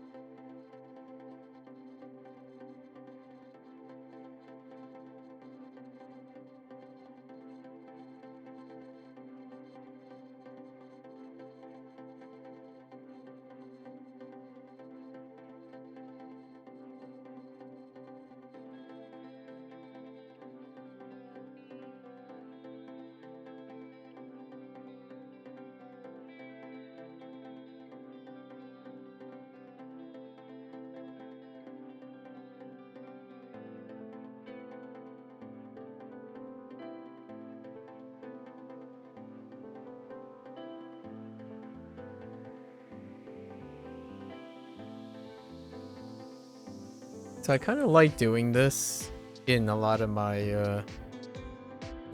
pieces lately, which is I take a medium and I create some noise in it, right? I create some noise in it and then let it speak to me myself. So like right now I basically plopped a bunch of stuff in random places, but then I go back and let that chaos tell me where I'm gonna add some accent lines to create form. So this is how I'm gonna make it look like. This is how I'm gonna attach the paint to the subject. I take an adjacent color and put it on a strand nearby to attach the paint to the guy. And then the other stuff is glowing. But these things are gonna be more like line art.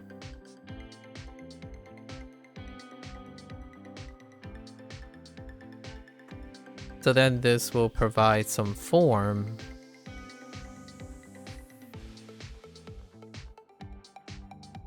that differentiates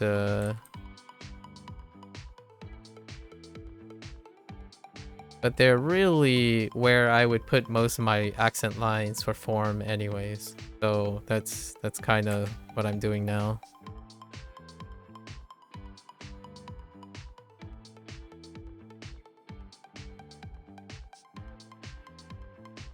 And I really enjoy this process.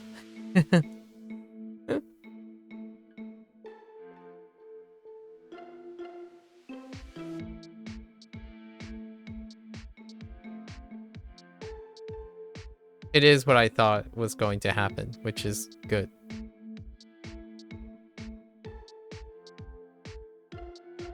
I thought it would end up looking something like this. Most of the time, it's like, maybe.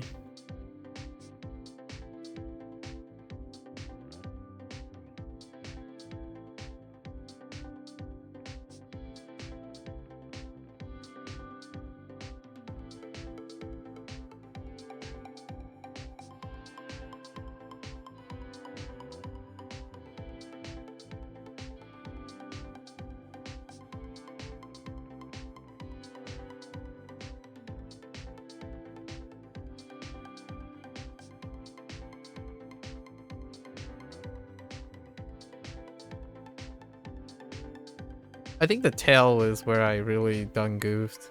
I think I can remove this stuff and still have, yeah.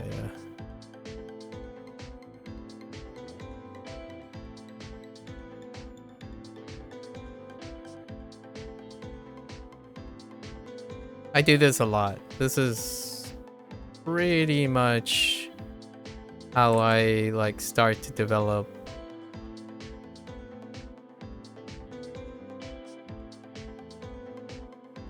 my form when it comes to like flow, direction,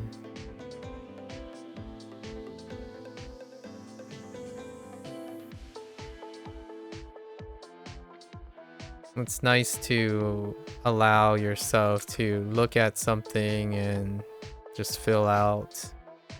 So I add a little bit of chaos and happenstance in most of my prompts now.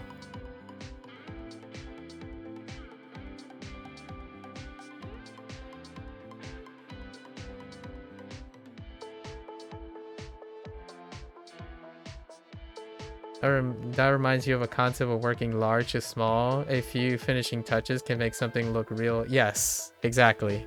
That's the concepts are whatever the concepts that you're referring to.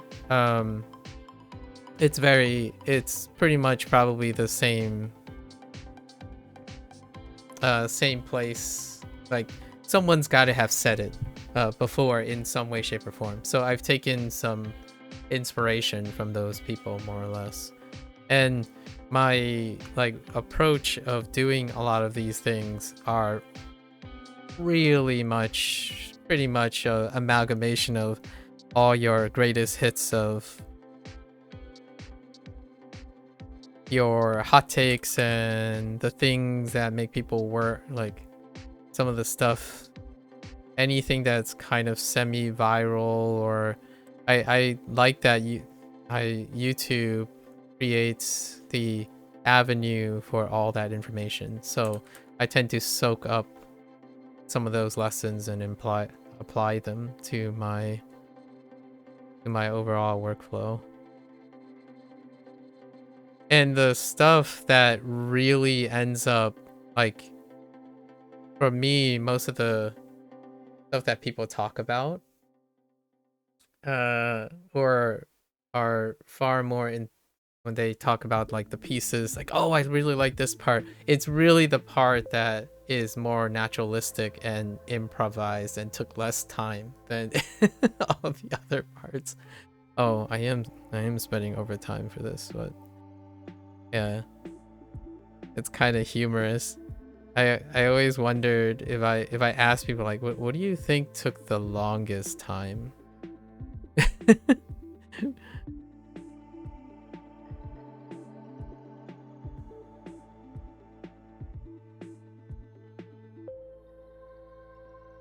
Hang on, that's not what I'm looking for. Okay, looking for a layer. Okay. Oh, that is wrong color.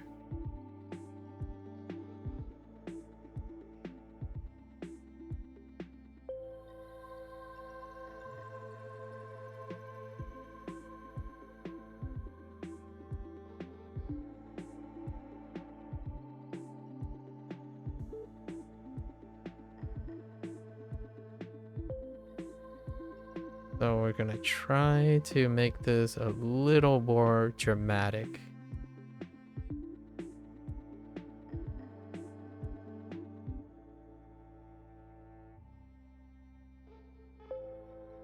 Just a wee bit more dramatic.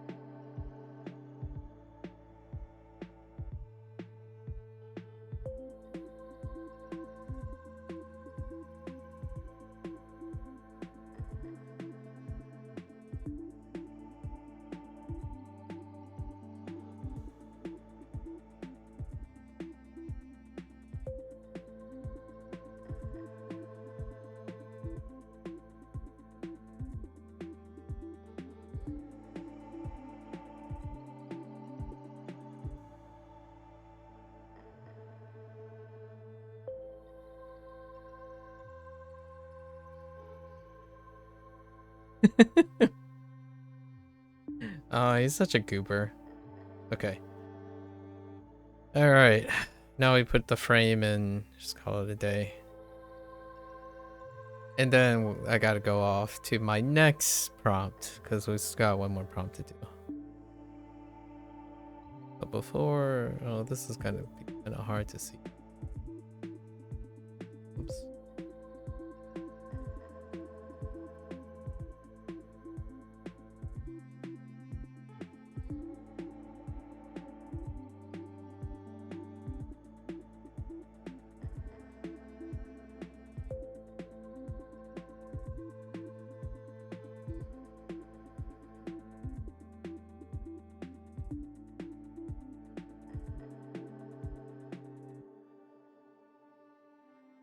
Had a little too much fun with the...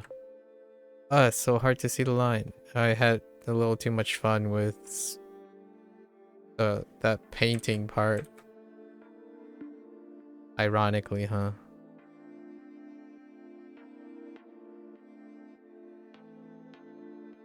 Not really ironic, but coincidentally.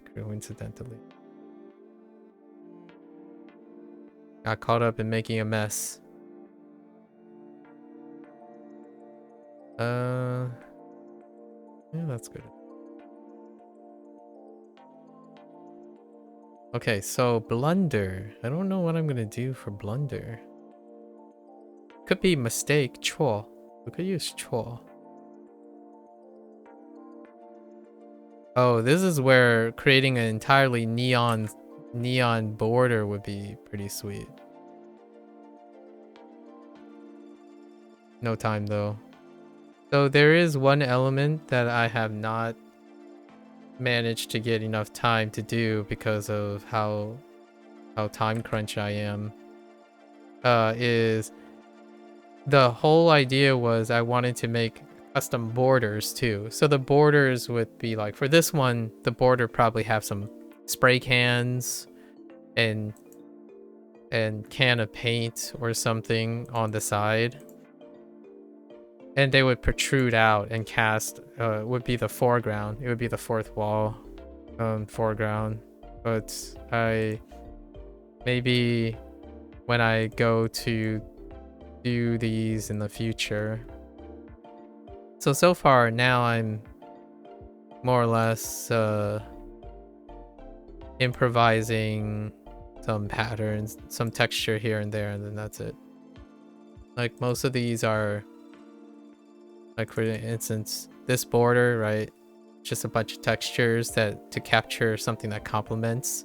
But you could have like a structure, like a carved out structure that protrudes out, kind of like a stylized frame that you have on dialogue boxes and whatnot, which would be great when I have time to do that.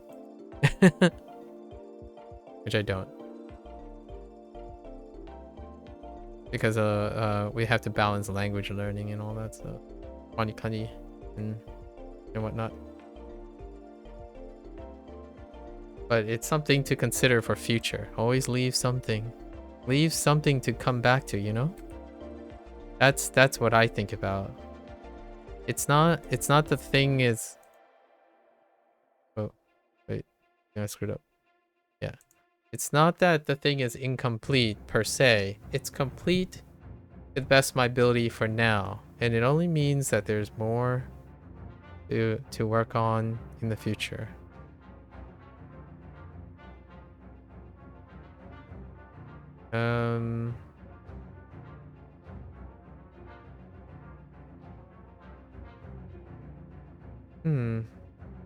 Color.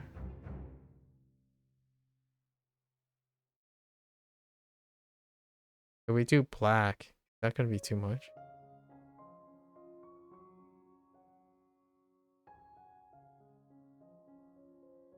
See what it looks like if I...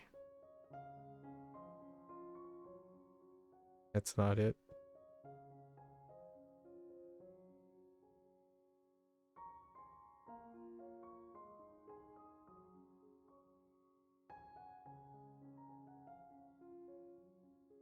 Interesting.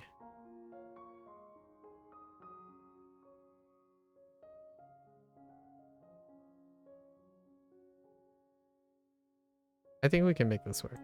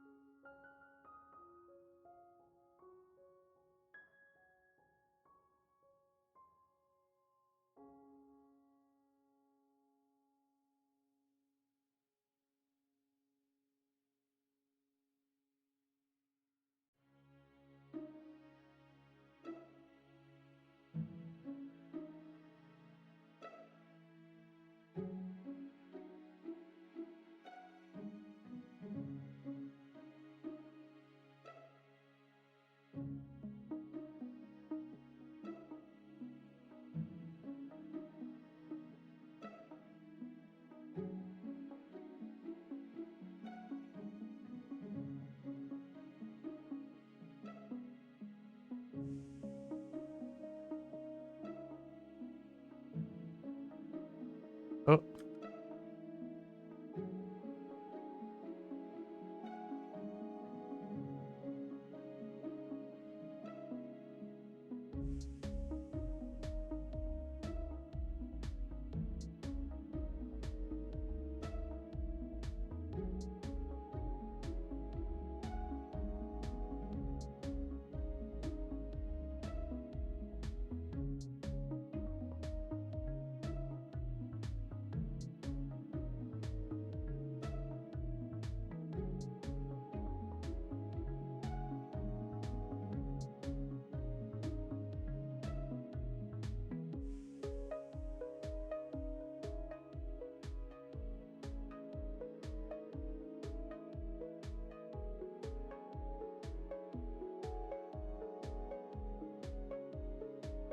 Okay.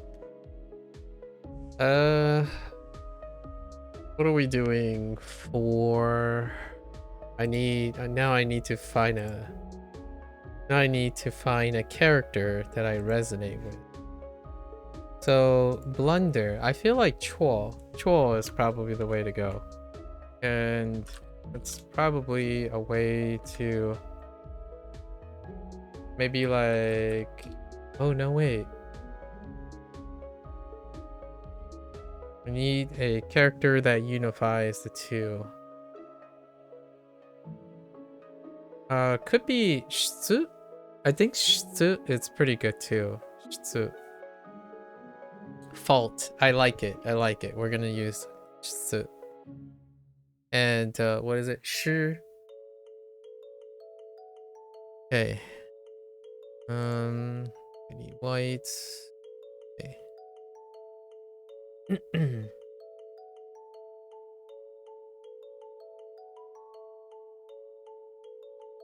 Oh, one thing I really like about going off your feel and your experience is eventually when you keep throwing things at the stuff, eventually it becomes so ornate that you're like, yeah, whatever. This looks cool because there's so much going on. And I kind of like that. Okay. So, 错.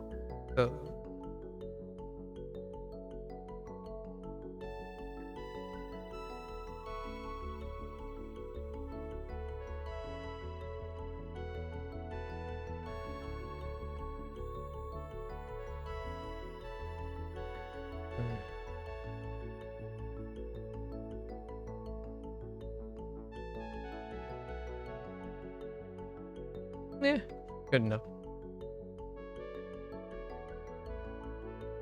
Let's see. Okay.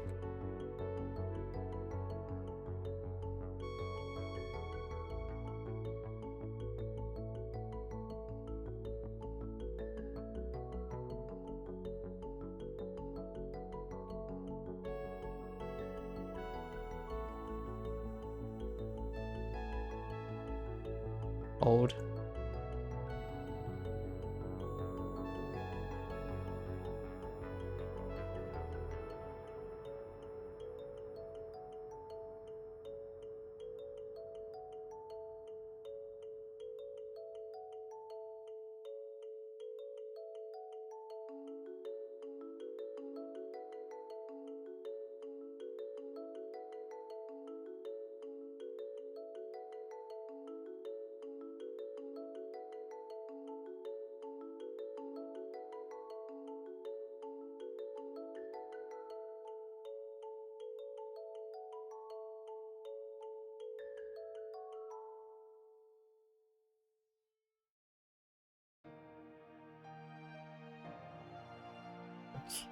That's bad.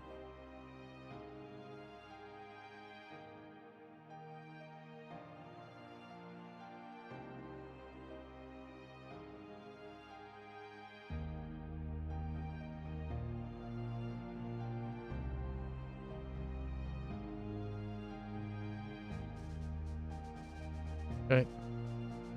Good enough.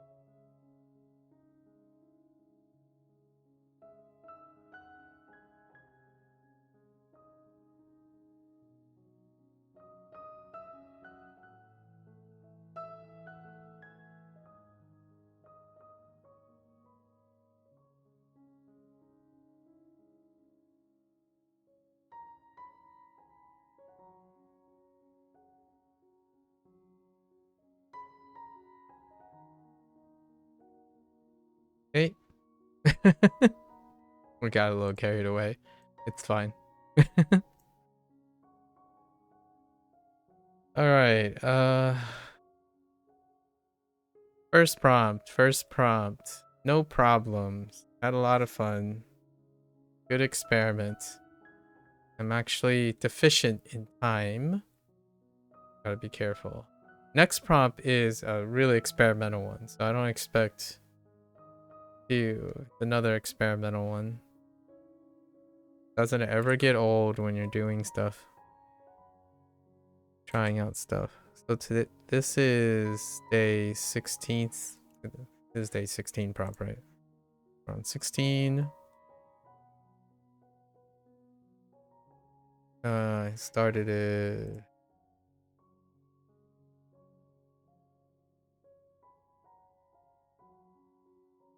Blunder?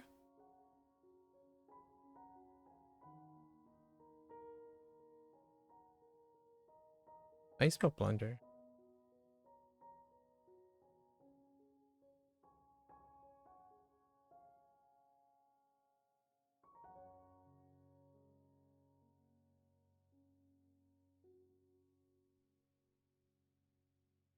Heck. Hey.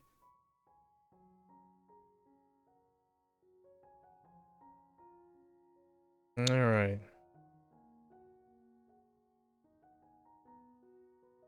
Fun times, fun times. Very colorful. I wanted to use some fully saturated colors, because I kind of miss them. They're just not present in any of the pieces I've done so far. So here we are. Next one is doing something else I haven't done in a while as well. Looking forward to that. Right after these commercial messages.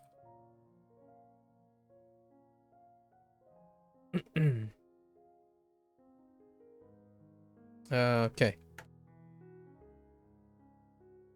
It just looks like like the red light district of Tokyo or something at this point, or like a discotheque. All right. So that is right. Yeah. Good for our first prompt. That took about 4 hours. A little over time. I'm 1 hour over time. I think. No, I think it might be even. It's shy of 4 hours. I'm gonna be back in a few. I'm gonna take a break, walk around, kind of stretch my legs a little bit, and then I'll be back for prompt number 17. So be right back. Very much.